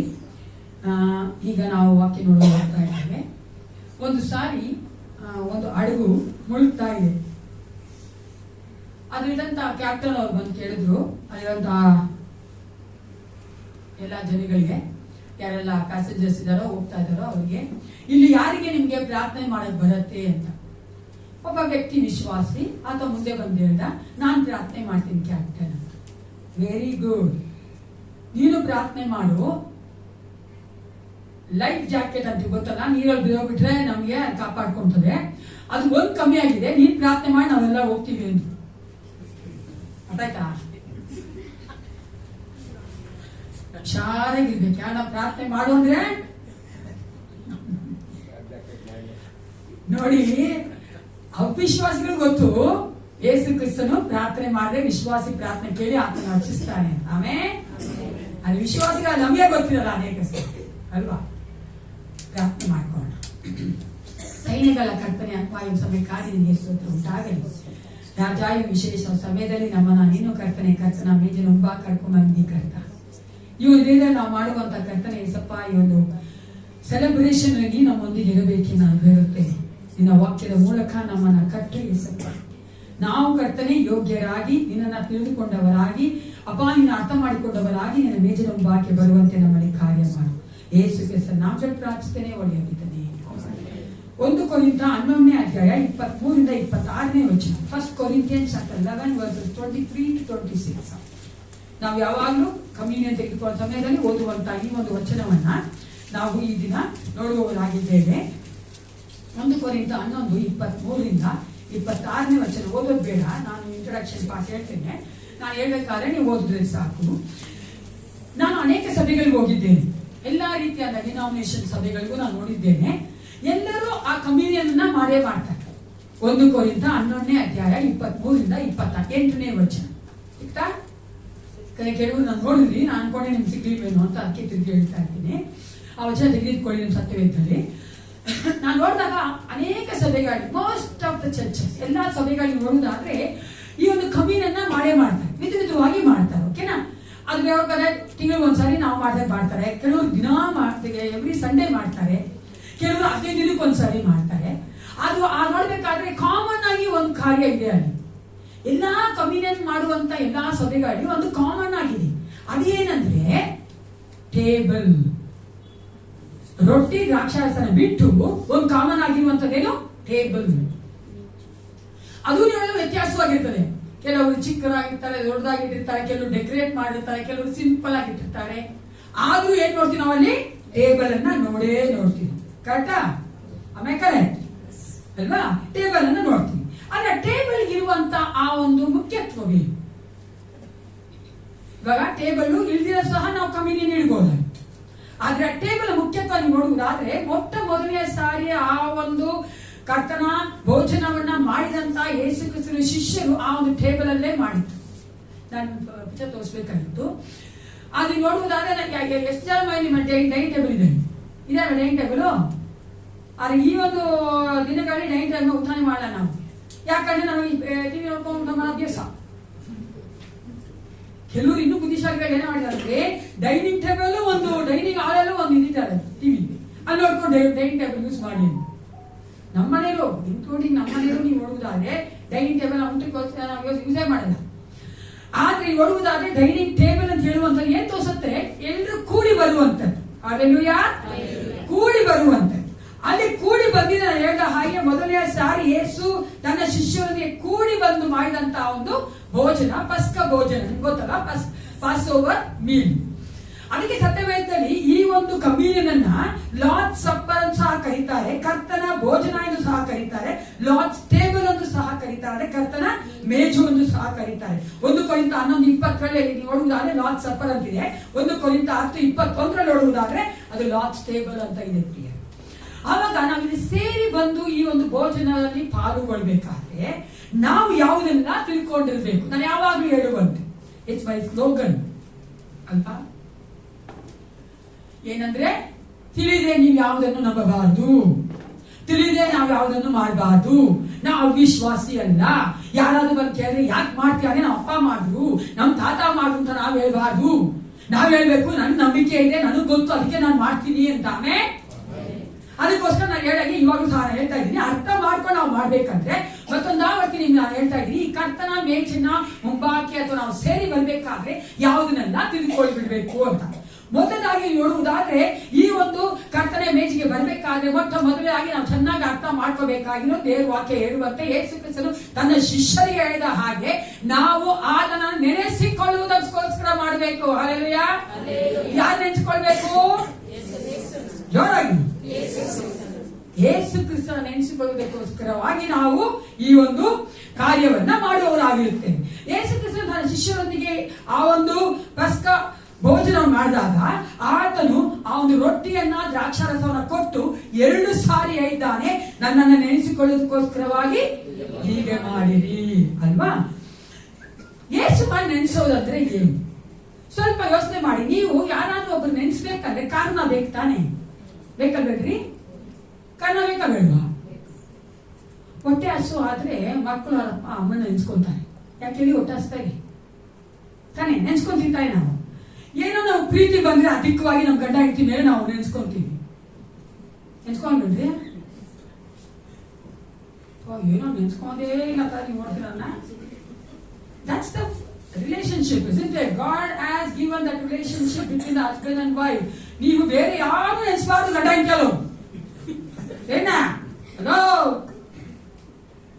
ನೀವು ಪ್ರೀತಿ ಜಾಸ್ತಿ ಆದ್ರೆ ನಿಮ್ ಗಂಡ ನೆನ್ಸ್ಕೊಳ್ಬೇಕು, ನೀವು ಪ್ರೀತಿ ಜಾಸ್ತಿ ಆದ್ರೆ ಹೆಂಡತಿ ನೆನ್ಸ್ಕೊಳ್ಬೇಕು. ಆದ್ರೆ ಇಲ್ಲಿ ಏಸಪ್ಪ ಹೇಳ್ತಾನೆ, ಯಾರೋ ಏನೋ ಅಂದ್ರು ಕಮೆಂಟ್, ಓಕೆನಾ? ಇಲ್ಲಿ ಹೊರಡ್ಬೇಕಾದ್ರೆ ಏಸು ನೆನ್ಸು ಅಂತ ಹೇಳ್ಬೇಕಾದ್ರೆ ದೇವ್ರು ಏನ್ ಹೇಳ್ತಾ ಇದ್ದಾನೆ, ನಾವು ಆತನ ಮೇಜಿನ ಮುಂಭಾಗಕ್ಕೆ ಬರಬೇಕಾದ್ರೆ, ಪಾಲ್ಗೊಳ್ಬೇಕಾದ್ರೆ ನಾವು ನೆನೆಸಬೇಕಾದ 3 ಕಾರ್ಯಗಳು ಯೇಸು ಕ್ರಿಸ್ತನ ಆ ಒಂದು ಜೀವಿತದಲ್ಲಿ ನಡೆದಂತಹ, ಆತನು ಶಾರೀರಿಕವಾಗಿ ಲೋಕದಲ್ಲಿ ಇದ್ದಾಗ ಮಾಡಿದಂತ ಕಾರ್ಯಗಳನ್ನ ನಾವು ನೆನೆಸಬೇಕು ಪ್ರಿಯ. ಇದು ಗಂಭೀರವಾಗಿ ಕೇಳಬೇಕಾದಂತ ಒಂದು ವಿಷಯ, ಸೀರಿಯಸ್ ಆಗಿ ಕೇಳಿಸ್ಕೊಳ್ಳಿ. ಯಾಕಂದ್ರೆ ಇದನ್ನ ನಾವು ಚೆನ್ನಾಗಿ ಅರ್ಥ ಮಾಡ್ಕೊಂಡ್ರೆ ನಮ್ಗೆ ಅದ್ರ ವ್ಯಾಲ್ಯೂ ಚೆನ್ನಾಗಿ ಗೊತ್ತಾಗತ್ತೆ. ಯಾವ್ದ್ರ ವ್ಯಾಲ್ಯೂ? ಆ ಒಂದು ರಕ್ತ ಮತ್ತು ಮಾಂಸದ ಒಂದು ವ್ಯಾಲ್ಯೂ ಪ್ರಿಯ. ಯೇಸು ಕ್ರಿಸ್ತ ನನಗಾಗಿ ನಿಮಗಾಗಿ ಕೊಟ್ಟಂತ ಜೀವದ ವ್ಯಾಲ್ಯೂ ನಮ್ಗೆ ಚೆನ್ನಾಗಿ ಗೊತ್ತಾಗ್ತದೆ. ಮೊದಲನೇದಾಗಿ ಯೇಸು ಕ್ರಿಸ್ತ ನೆನ್ಸ್ಕೊಂತ ಹೇಳ್ಬೇಕಾದ್ರೆ ಹೇಳ್ತಾ ಇರುವಂತದ್ದು, ರಿಮೆಂಬರ್ ಇಸ್ ಸಫರಿಂಗ್ಸ್. ಆತನ ಬಾಧೆಗಳನ್ನ ನಾವು ನೆನೆಸಿಕೊಳ್ಳಬೇಕು ಪ್ರಿಯ. ಅಲ್ಲಿ ಯೇಸು ಕ್ರಿಸ್ತನು ತನ್ನ ಶಿಷ್ಯರಿಗೆ ಹೇಳ್ಬೇಕಾದ್ರೆ ಹೇಳ್ತಾನೆ, this is my body which is for you. ಇದು ನನ್ನ ಶರೀರ, ನಿಮಗಾಗಿ ಕೊಟ್ಟಿರುವಂತಹ ಶರೀರ. ಅಲ್ಲಿ ಯೇಸು ಕ್ರಿಸ್ತನು ಈ ವಾಕ್ಯಗಳನ್ನ ಹೇಳಲಿಕ್ಕೆ ಮುಂಚಿತವಾಗಿ ಏನೋ ಒಂದು ಕಾರ್ಯ ಮಾಡ್ದ. ಏನ್ ಮಾಡ್ದೆ ಹೇಳೋಣ? ಯಾವಾಗ ಕೇಳಿಸ್ಕೊಂತ ಇರ್ತಾನೆ, ನಾವು ಹೋಗ್ತಾ ಇರ್ತಾನೆ ಆ ಒಂದು ವಚನಗಳನ್ನ. ಕರ್ತನಾದ ಯೇಸು ತಾನು ಹಿಡಿದುಕೊಳ್ಳಲ್ಪಟ್ಟ ರಾತ್ರಿಯಲ್ಲಿ ರೊಟ್ಟಿಯನ್ನು ತೆಗೆದುಕೊಂಡು ಆಮೇಲೆ ಮುರಿದು, his body has broken for me and you. ನಮಗೋಸ್ಕರವಾಗಿ ಆತನ ಶರೀರ ಮುರಿಯಲ್ಪಟ್ಟಿದೆ ಪ್ರಿಯ. ಆ ಮುರಿಯಲ್ಪಡುವುದು ಏನು ನಾವು ನೋಡ್ತೀವಿ ಇಲ್ಲಿ? ಆತನ ಬಾಧೆಗಳನ್ನ. ನಾನು ಒಂದೊಂದಾಗೆ ಹೇಳ್ತೀನಿ ಏನೆಲ್ಲ ಬಾಧೆ ಪಟ್ರು ಯೇಸು ಕ್ರಿಸ್ತನ ಅಂತ ಕೇಳಿಸ್ಕೊಳ್ಳಿ. ತುಂಬಾ ಎಮೋಷನ್ ಆಗೋದು ಬೇಡ, ಸರಿನಾ? ಎಮೋಷನ್ ಆದ್ರೆ ಏನ್ ಮಾಡ್ತೀವಿ ನಾವು? ಜ್ವರ ಅಳ್ತೀವಲ್ಲ, ಅಳೋದ್ ಬೇಡ. ಅದೇ ನಾವು ಅರ್ಥ ಮಾಡ್ಕೊಳ್ಳಿ. ಯಾಕಂದ್ರೆ ನಾನು ರೋಮಕ್ಯಾಥಿಗಾಗಿದ್ದಾಗ ತುಂಬಾ ತಿದೀನಿ, ಅರ್ಥನೇ ಮಾಡ್ಕೊಂಡಿಲ್ಲ. ಅರ್ಥ ಮಾಡ್ಕೊಂಡ್ರೆ ಅದಲ್ಲ, ಏನ್ ಮಾಡ್ತೀವಿ ನಮ್ಮ ಹೃದಯದಲ್ಲಿ ಆ ಒಂದು ಯೇಸಪ್ಪನ ಮೇಲೆ ಇನ್ನೂ ಅಧಿಕವಾಗಿ ಪ್ರೀತಿ ಉಂಟಾಗತ್ತೆ ಪ್ರಿಯರೇ, ಭಯಭಕ್ತಿ ಬರ್ತದೆ. ಹಾಲೆಲೂಯಾ. ಅದಕ್ಕೋಸ್ಕರ ಕೇಳಿಸ್ಕೊಳ್ಳಿ, ಏನೆಲ್ಲ ಬಾಧೆ ಪಟ್ಟರು ಯೇಸು ಕ್ರಿಸ್ತನು ಆತನ ಶರೀರದಲ್ಲಿದ್ದಾಗ ನಮಗಾಗಿ ಪ್ರಾಣ ಕೊಟ್ಟ.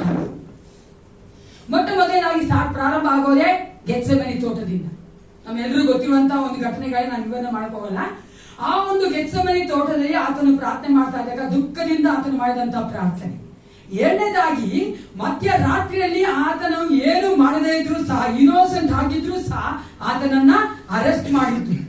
ಮೂರನೇದಾಗಿ ಆತನ ಮೇಲೆ ತಪ್ಪಾದ ಎಲ್ಲ ಆ ಒಂದು ದೂಷಣೆಗಳನ್ನ ಹಾಕಿ ಆತನನ್ನ ನ್ಯಾಯಸ್ಥಾನದ ಮುಂದೆ ನಿಲ್ಲಿಸಿತ್ತು.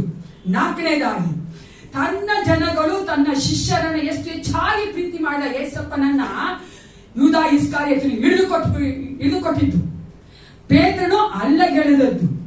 ನಂತರ ನಾವು ನೋಡ್ತೇವೆ ಆತನನ್ನ ಅನ್ಯರು, ರೋಮನ್ ಸೋಲ್ಜರ್ಸ್ ಆತನನ್ನ ಎಷ್ಟು ಹೆಚ್ಚಾಗಿ ಹಾಸ್ಯ ಮಾಡಿ ಆತನ ಮೇಲೆ ಉಗುದು, ಆತನ ಓಡದು, ಆತನ ಕೊರಡೆಯಿಂದ ಹೊಡೆದು, ಆತನ ಮುಖದ ಮೇಲೆ ಒಂದು ಸ್ಲ್ಯಾಪ್ ಹಾಕಿ ಇದೆಲ್ಲವನ್ನ ಮಾಡಿ ಅವನು ಮುಳ್ಳಿನ ಕಿರೀಟವನ್ನ ಆತನ ಮೇಲೆ ಹಾಕಿದ್ರು. ಎಷ್ಟು ಹೆಚ್ಚಾಗಿ ನಾನು ಯೇಸಪ್ಪ ನೋವನ್ನು ಅನುಭವಿಸಿರ್ಬೇಕು.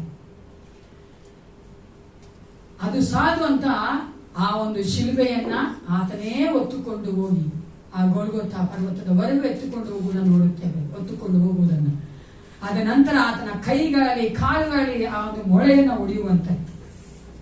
ಕೊನೆಯದಾಗಿ ನಾವು ನೆನೆಸಿಕೊಳ್ಳಬೇಕಾಗಿರುವಂತದ್ದು ಆತನ ಕ್ರೂಸಿಫಿಕ್ಷನ್. ಆತನು ಶಿಲುಬೆ ಮೇಲೆ ತನ್ನನ್ನು ಒಪ್ಪಿಸಿಕೊಟ್ಟಿದ್ದನ್ನ ಪ್ರಿಯರೇ. ಈ ಎಲ್ಲ ಬಾಧೆಗಳನ್ನ ಆತನು ಅನುಭವಿಸಿದ್ದನ್ನ ನಾವು ಆತನ ಮೇಜಿನ ಮುಂಭಾಗಕ್ಕೆ ಬರಬೇಕಾದ್ರೆ ನೆನ್ಸ್ಕೊಳ್ಬೇಕು. ಎರಡನೇದಾಗಿ ನೆನ್ಸ್ಕೊಳ್ಬೇಕು ಯೇಸು ಕ್ರಿಸ್ತನ ಕುರಿತಾಗಿ ಅಂದ್ರೆ we have to remember his death on the cross. 1 ಕೊರಿಂಥ 11:25 ಯಾರಾದ್ರೂ ಹೋಗ್ಬೋದು. 1 Corinthians chapter 11 verse 25 ಯಾರಾದ್ರೂ ಹೋಗ್ಬೋದು. ಅದೇ ರೀತಿಯಾಗಿ ಪಾತ್ರೆಯನ್ನು ತೆಗೆದುಕೊಂಡು ಈ ಪಾತ್ರೆಯು ನನ್ನ ರಕ್ತದಿಂದ ಸ್ಥಾಪಿತವಾಗುವ ಹೊಸ ಒಡವೆ ಸೂಚಿಸುತ್ತದೆ. ನೀವು ಇದರಲ್ಲಿ ಪಾನ ಮಾಡುವಾಗಲೆಲ್ಲ ನನ್ನ ಎಣಿಸಿಕೊಳ್ಳುವುದಕ್ಕೋಸ್ಕರ ಪಾನ ಮಾಡಿ ಅಂತ. The cup is a reminder of Jesus' death. ಯಾಕಂದ್ರೆ ಆ ಒಂದು ರಕ್ತವನ್ನ ಯೇಸು ಕ್ರಿಸ್ತ ನಮಗಾಗಿ ಸುರಿಸುವಾಗ ಆತನ ಪ್ರಾಣ ಹೋಗುವುದನ್ನು ನೋಡ್ತಾ ಇದ್ದೀವಿ. ಅದೇನ್ ತೋರಿಸ್ತದೆ? ಆತನ ಒಂದು ಸಾವನ್ನ ತೋರಿಸ್ತಾರೆ. ತನ್ನನ್ನೇ ತಾನು ತನ್ನ ಸಂಪೂರ್ಣವಾದಂತಹ ಶರೀರದ ಎಲ್ಲ ರಕ್ತವನ್ನ ನಮಗಾಗಿ ಆತನು ಸುರಿಸಿದ್ದಾನೆ ಅಂತ ಕೆಲವೊಂದು ಥಿಯಾಲಜಿಯನ್ಸ್ ಹೇಳ್ತಾ ಇರ್ತೀವಿ. ನೀವು ನೋಡುವುದಾದ್ರೆ ಆತನು ತನ್ನನ್ನು ತಾನು ಪ್ರೀತಿ ಮಾಡದೆ ನಮಗೋಸ್ಕರವಾಗಿ ಆತನು ತನ್ನನ್ನೇ ಬಲಿಯಾಗಿ ಕೊಟ್ಟಿದ್ದನ್ನು ನಾವು ನೋಡುತ್ತೇವೆ. ನಾವೇನ್ ನೆನ್ಸ್ಕೊಳ್ಬೇಕು? ಎರಡನೇದಾಗಿ ಆತನ ಸಾವನ್ನ, ಶಿಲುಬೆ ಮೇಲೆ ಆತ ನಮಗಾಗಿ ಸತ್ತದನ್ನ ನಾವು ನೆನ್ಸ್ಕೊಳ್ಬೇಕು. ಮೂರನೇದಾಗಿ ಮತ್ತೆ 26-28 ಓದೋಣ. ಯಾವ್ದನ್ನ ನೆನ್ಸ್ಕೊಳ್ಬೇಕು ನಾವು? ನೀವು ಈ ರೊಟ್ಟಿಯನ್ನು ತಿಂದು ಈ ಪಾತ್ರೆ ಪಾಠ ಮಾಡುವಾಗ 26-28 ಮತ್ತೆ 26 ಪಾಠದಲ್ಲಿ ಇದು ನನ್ನ ರಕ್ತ, ಹ್ಮ್. ಇದು ಒಡಂಬಡಿಕೆಯ ರಕ್ತ, ಹ್ಮ್. ಇದು ಪಾಪಗಳ ಕ್ಷಮೆಗಾಗಿ ಬಹು ಜನರಿಗೋಸ್ಕರ ಸುರಿಸಲ್ಪಡುವ ರಕ್ತ. Yes, remember why he died.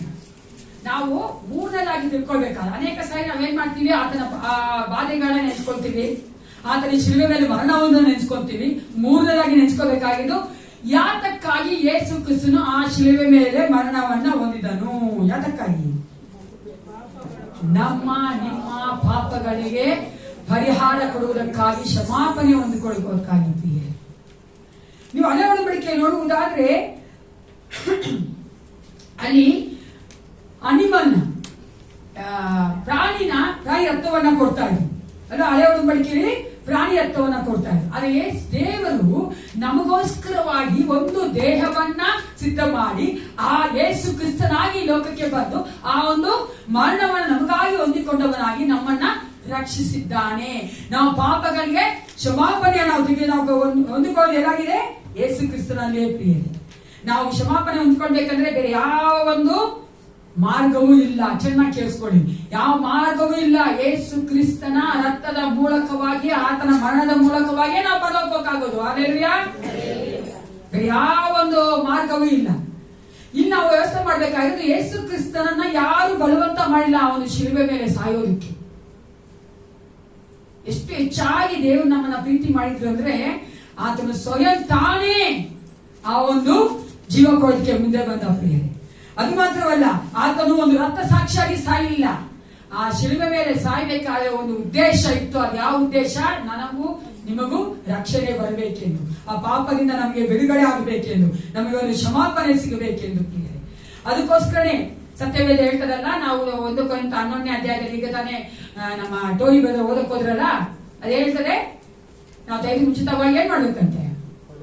ನಾವು ಪರಿಶೋಧನೆ ಮಾಡ್ಕೊಳ್ಬೇಕು. ಈ ವಿಚಾರಕ್ಕೋಸ್ಕರ ನಾವು ಪರಿಶೋಧನೆ ಮಾಡ್ಕೊಳ್ಳೋದು. ಯಾಕಂದ್ರೆ ನನಗಾಗಿ ನಮಗಾಗಿ ಸತ್ತಿರುವಂತ ಯೇಸು ಕ್ರಿಸ್ತನ ರಕ್ತಕ್ಕೆ ನಾವು ಬೆಲೆ ಕೊಡ್ಬೇಕಂದ್ರೆ ನಮ್ಮನ್ನ ನಾವು ಪರಿಶೋಧನೆ ಮಾಡ್ಕೊಳ್ಬೇಕು. ಪಾಪದಲ್ಲಿಯೇ ಇದ್ದೀನ, ಅದ ಪಾಪವನ್ನ ನಾವು ಅರಿಕೆ ಮಾಡಿ ಬಿಟ್ಬಿಟ್ಟಿದ್ದೀನ ಅಂತ. ಇಲ್ಲ ಅಂದ್ರೆ ಯೇಸು ಕ್ರಿಸ್ತನ ರಕ್ತಕ್ಕೆ ಯಾವ ಒಂದು ವ್ಯಾಲ್ಯೂನು ಇಲ್ಲ. ಅರ್ಥ ಆಗುತ್ತಲ್ಲ? ಯೇಸು ಕ್ರಿಸ್ತ ನಮಗಾಗಿ ಆ ಶಿಲುಬೆ ಮೇಲೆ ಸುರಿದಂತ ರಕ್ತಕ್ಕೆ ವ್ಯಾಲ್ಯೂ ಬರೋದು ಯಾವಾಗ ಗೊತ್ತಾ? ನಾನು ನೀನು ಪಾಪ ಮಾಡಿದ್ರೆ ಆತನ ಮೇಜಿನ ಮುಂಭಾಗಕ್ಕೆ ಬಂದು ಆತನಲ್ಲಿ ನಾವು ಪ್ರೀತಿಯಿಂದ ಆ ಒಂದು ಭೋಜನದಲ್ಲಿ ಪಾಲ್ಗೊಳ್ಬೇಕಾಗುತ್ತೆ. ನಾನು ಹೇಳಿದೆ, ಈ ಒಂದು ಕಮ್ಯುನಿಯನ್ನ ತೆಗೆದುಕೊಂಡು ಮುಂಚಿತವಾಗಿ ಅರ್ಥ ಮಾಡ್ಕೋಬೇಕಾಗಿ ಮೊದಲನೇದಾಗಿ ಏನು ಯೇಸು ಕ್ರಿಸ್ತನನ್ನ ಜೋರಾಗಿ ನೆನೆಸಿಕೊಳ್ಬೇಕು. ಏನೆಲ್ಲ ನೆನೆಸ್ಕೊಳ್ಬೇಕು? ಆತನ ಬಾಧೆಯನ್ನ, ಆತನ ಶಿಲುಬೆ ಮರಣವನ್ನ, ಮತ್ತೆ ಯಾತಕ್ಕಾಗಿ ಆತನು ಸತ್ತನೆಂಬುದನ್ನು. ಎರಡನೇದ ಮತ್ತೆ ಏನ್ ಅರ್ಥ ಮಾಡ್ಕೊಳ್ಬೇಕು ಈ ಒಂದು ಕರ್ತನ ಮೇಜಿಗೆ ಬರ್ಬೇಕಾದ್ರೆ ಅಂದ್ರೆ, ಇದು ಈ ಒಂದು ಕರ್ತನ ಮೇಜಿನಲ್ಲಿ ನಾವೇನ್ ನೋಡ್ತೀವಿ ಅಂದ್ರೆ ಬೇರೆ ಆತನ ಒಂದು ಬಾಧೆಯನ್ನ, ಆತನಂಗಾಗಿ ಸತ್ತಿದ್ದನ್ನ ಮಾತ್ರ ಅಲ್ಲ ಪ್ರಿಯರೇ, ಯಾತಕ್ಕಾಗಿ ಸತ್ತ ಅಂತ ಮಾತ್ರವಲ್ಲ. ನೀವು ಅಲ್ಲೇ ನಿಲ್ಲಿಸುವುದಾದ್ರೆ ಅದೊಂಥರ ದುಃಖಕರವಾದ ಕಾರ್ಯ. ನಾನು ಇವತ್ತನೇ ಹೇಳಿದ್ವಿ ಅಲ್ವಾ, ಎಮೋಷನ್ ಆಗ್ಬೇಕು, ಆಡೋದು ಬೇಡ ಅಂತ. ಯಾಕಂದ್ರೆ ಅದು ದುಃಖಕರ ಕಾರ್ಯ ಮಾತ್ರ ಅಲ್ಲ. There is 2 dimensions in communion. ಈ ಒಂದು ಕಮ್ಯೂನಿಯನ್ 2 ಭಾಗ ಉಂಟು. ಒಂದು ಏನಂದ್ರೆ ನಾವು ಒಂದು ನೆನ್ಸ್ಕೊಳ್ಬೇಕು ಯೇಸು ಕ್ರಿಸ್ತನನ್ನ. ಎರಡನೇದಾಗಿ ನಾವು ಕೃತಜ್ಞತೆ ಸಲ್ಲಿಸಬೇಕು. ಯಾತಕ್ಕೋಸ್ಕರವಾಗಿ ಗೊತ್ತಾ? ಅದಕ್ಕೋಸ್ಕರವಾಗಿ ಹೇಳಿ, ಆತನು ನಮಗೆ ಫರ್ಗಿವ್ನೆಸ್ ಅನ್ನ ಕೊಟ್ಟಿದ್ದಾನಲ್ಲ, ನಮಗೆ ದೇವರ ಕ್ಷಮಾಪಣೆ ಕೊಟ್ಟಿದ್ದಾನಲ್ಲ, ದೇವರಿಗೆ ಕೃಪೆ ಕೊಟ್ಟಿದ್ದಾನಲ್ಲ. ಅದಕ್ಕೆ ನಾವೇನ್ ಮಾಡ್ಬೇಕು? ದೇವರಿಗೆ ಕೃತಜ್ಞತೆ ಉಳ್ಳವರಾಗಿರಬೇಕು. ನಾವು ಅರ್ಥ ಮಾಡ್ಕೋಬೇಕು ಪ್ರಿಯರೇ. ಅದು ನಮಗೆ ನಮ್ಮ ಒಂದು ಬಲದಿಂದಲ್ಲ, ನಮ್ಮ ಒಂದು ಒಳ್ಳೆತನದಿಂದಲ್ಲ ನಾವು ಆ ಒಂದು ಕ್ಷಮಾಪಣೆಯನ್ನು ಹೊಂದಿಕೊಳ್ಳುವಂತದ್ದು. ಯೇಸು ಕ್ರಿಸ್ತನ ಶುದ್ಧ ಕೃಪೆಯಿಂದ ನಾವು ಆ ಕ್ಷಮಾಪಣೆಯನ್ನ ಹೊಂದಿಕೊಂಡಿದ್ದೇವೆ. ನಾವು ಕ್ಷಮಾಪಣೆ ಹೊಂದಿಕೊಂಡಿರೋದ ನಾವುಗಳು ದುಃಖ ಪಡೋದಲ್ಲ, ಏನ್ ಪಡ್ಬೇಕಂತೆ? ಸಂತೋಷ ಪಡಬೇಕು. ಸೆಲೆಬ್ರೇಷನ್. ಅದಕ್ಕೆ ನಾವು ಕೆಲವು ನೋಡೋದಾದ್ರೆ ಚೆನ್ನಾಗಿ ಹೇಳ್ತಾರೆ ಇಂಗ್ಲಿಷ್ ಅಲ್ಲಿ, it's a celebration. Communion is a celebration. ನಾವು ಕರ್ತನ ಮೇಜಿನ ಮುಖಕ್ಕೆ ಬರ್ಬೇಕಾದ್ರೆ, ಕರ್ತನ ಭೋಜನ ತೆಗೆದುಕೊಳ್ಬೇಕಾದ್ರೆ ಅದು ಆಚರಣೆ ಮಾಡುವಂತದ್ದು. It's a celebration. ನಾವು ಅನೇಕ ಸಾರಿ ಏನ್ ಮಾಡ್ತೀವಿ ಅರ್ಥ ಮಾಡ್ಕೊಂಡೇನೆ. ನಾನು ಹೇಳಿದಾಗ ಅನೇಕ ಸಭೆಗಳು ಏನ್ ಮಾಡ್ತಾ ಇದಾರೆ, ಹತ್ತು ಕರೆದು ಏಸಪ್ಪ ನನಗೋಸ್ಕರ ಮಾಡಿದ ನೆನ್ಸಿ ಅಳ್ತಾ ಇದ್ದಾನೆ. ಆದ್ರೆ ನಾವು ಅಳ್ಬೇಕಾಗಿ ಯಾವ್ದಕ್ಕೋಸ್ಕರ? ನಾನು ಪಾಪ ಇದ್ರೆ ನಾನು ಅಳ್ಬೇಕು, ನಾನು ನನ್ನ ಮಕ್ಕಳಿಗೋಸ್ಕರ ಅಳ್ಬೇಕು. ಆದ್ರೆ ಏಸಪ್ಪ ನಾನು ಮಾಡಿದಕ್ಕೋಸ್ಕರ ಸಂತೋಷವಾಗಿ ನಾನು ಮೇಜಿನ ಭಾಗಕ್ಕೆ ಬರ್ಬೇಕು. ಪ್ರಿಯ 1 ಕೊರಿಂಥ 11:25 ಓದೋಣ. ಅಲ್ಲಿ ದೇವರ ಅರ್ಥದ ಮೂಲಕವಾಗಿ ಯೇಸು ಕ್ರಿಸ್ತನ ಅರ್ಥದ ಮೂಲಕ ಏನ್ ಮಾಡಿದಂತೆ? ಊಟವಾದ ಮೇಲೆ ಆತನು ಅದೇ ರೀತಿಯಾಗಿ ಪಾತ್ರೆಯನ್ನು ತೆಗೆದುಕೊಂಡು, ಈ ಪಾತ್ರೆಯು ನನ್ನ ರಕ್ತದಿಂದ ಸ್ಥಾಪಿತವಾಗುವ ಹೊಸ ಒಡಂಬಡಿಕೆಯನ್ನು ಸೂಚಿಸುತ್ತದೆ. ಸಾಕು. ನನ್ನ ರಕ್ತದಿಂದ ಸ್ಥಾಪಿತವಾಗ ಹೊಸ ಒಡಂಬಡಿಕೆ. ಹೇಳ್ರು ಹಳೆ ಒಡಂಬಡಿಕೆಯನ್ನ ದೇವರು ನಲಿಫೈ ಮಾಡ್ಬಿಟ್ರು. ಅದೇ ದೇವರು ಬೇಡ ಅಂತ ಹೇಳ್ಬಿಟ್ರು. ಹೊಸ ಒಡಂಬಡಿಕೆ ನಮ್ಮೊಂದಿಗೆ ಯೇಸು ಕ್ರಿಸ್ತನ ರಕ್ತದ ಮೂಲಕವಾಗಿ ಮಾಡಿಕೊಂಡಿದ್ದಾರೆ. ನಾವೆಲ್ಲರೂ ಎಂತ ಜನರಾಗಿದ್ದೇವೆ? ಹೊಸ ಒಡಂಬಡಿಕೆಯಲ್ಲಿ ಇರುವಂತ ವಾಸ ಮಾಡುವಂತ ಜನರಾಗಿದ್ದೇವೆ. ಅದಕ್ಕಾಗಿ ಹಳೆ ಒಡಂಬಡಿಕೆಯನ್ನ ದೇವರು ತೆಗೆದಾಕು ಅಂದ್ರೆ ಮಾತ್ರಕ್ಕೆ ಅದು ಬೇಡ ಅಂತ ನಾನು ಹೇಳ್ತಾ ಇಲ್ಲ, ಅಥವಾ ದೇವರು ಸಹ ಹೇಳ್ತಾ ಇಲ್ಲ.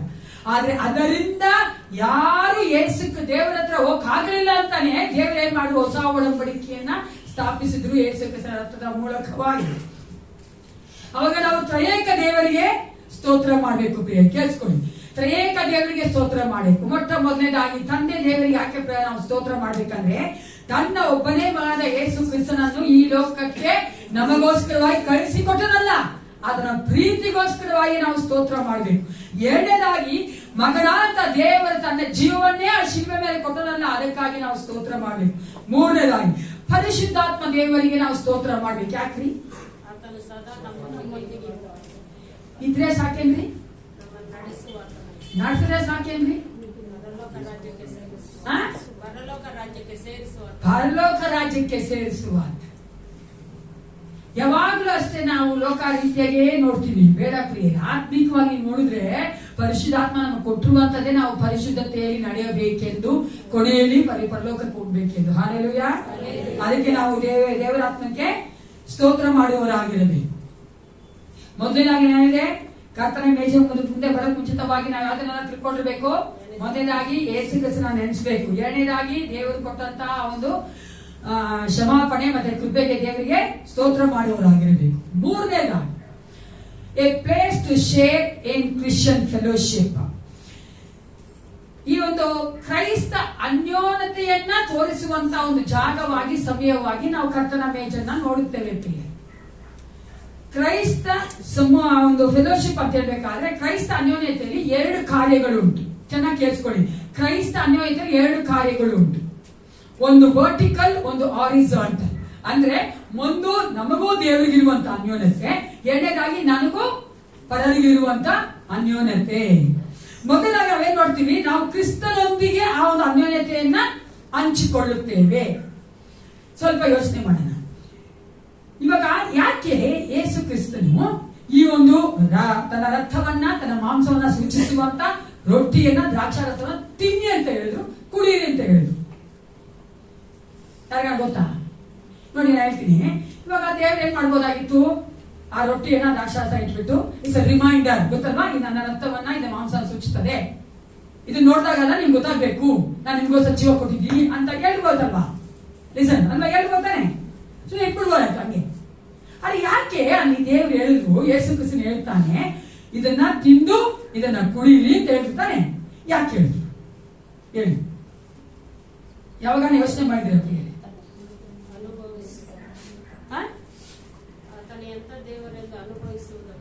ಇಲ್ಲ, ಅನುಭವಿಸೋದಕ್ಕೆ ಬೇರೆ ಕಾರ್ಯ ದೇವ್ರು ನಮ್ಗೆ ಇಂತ ಮಾಡ್ತಾನೆ. ಅದೇ ನಾವು ಇಟ್ಕೊಂಡು ಕೂಡ ಹೇಳ್ಬೋದಲ್ಲ. ಇವಾಗ ನಾವು ಇಟ್ಟಿದೀವಲ್ವಾ, ನಿಮ್ಗೆ ಹೇಳ್ಬೋದು ತಾನೆ, ಇದು ನೋಡ್ತಾ ಸಹ ತಿಳ್ಕೊಳ್ರಿ, ನನ್ನ ದೇಹ, ನನ್ನ ರಕ್ತ ನಿಮ್ಗೋಸ್ಕರ ಕೊಟ್ಟಿದ್ದೀನಿ ಅಲ್ವಾ, ನಾನು ಮಾಡ್ತೀನಿ ಗೊತ್ತಲ್ಲ ನಿಮ್ಗೆ, ತಗೊಳ್ಬೋದ, ಇದು ನನ್ನ ದೇಹವಾಗಿದೆ ಅಂತ ಒಂದು ವಚನ ಓದ್ಬೋದಲ್ಲ, ಸಾಕಲ್ವಾ? ಯಾಕೆ ನಾವು ಅದನ್ನ ತಗೊಂಡು ತಿಂದು ಕುಡಿಬೇಕು ಹೇಳಿ? ಆತನ ಮರಣದಲ್ಲಿ ತಿನ್ಬೋದಾ? ನೋಡಿದ್ರೆ ಸಾಕಲ್ಲ ಅಲ್ವಾ? ಇವಾಗವರೆಗೂ ಯಾಕೆ ತಿಂತಾ ಇದೀವೋ, ಯಾಕೆ ಕುಡಿತಾ ಇದೀವೋ ಗೊತ್ತಿರಲ್ಲ. ಜ್ಯೂಸ್ ಕೊಡ್ತಾರೆ, ರೊಟ್ಟಿ ಕೊಡ್ತಾರೆ, ತಿನ್ಕೊಂಡು ಇರ್ತಾರೆ ಮನೆಗೆ ಅಲ್ವಾ? ಇನ್ನೂ ನಾಪ್ಕಾಡ್ತಾರೆ, ತಿಂದ್ರೆ ಮಾತ್ರ ನಾಪ್ಕಾಡ.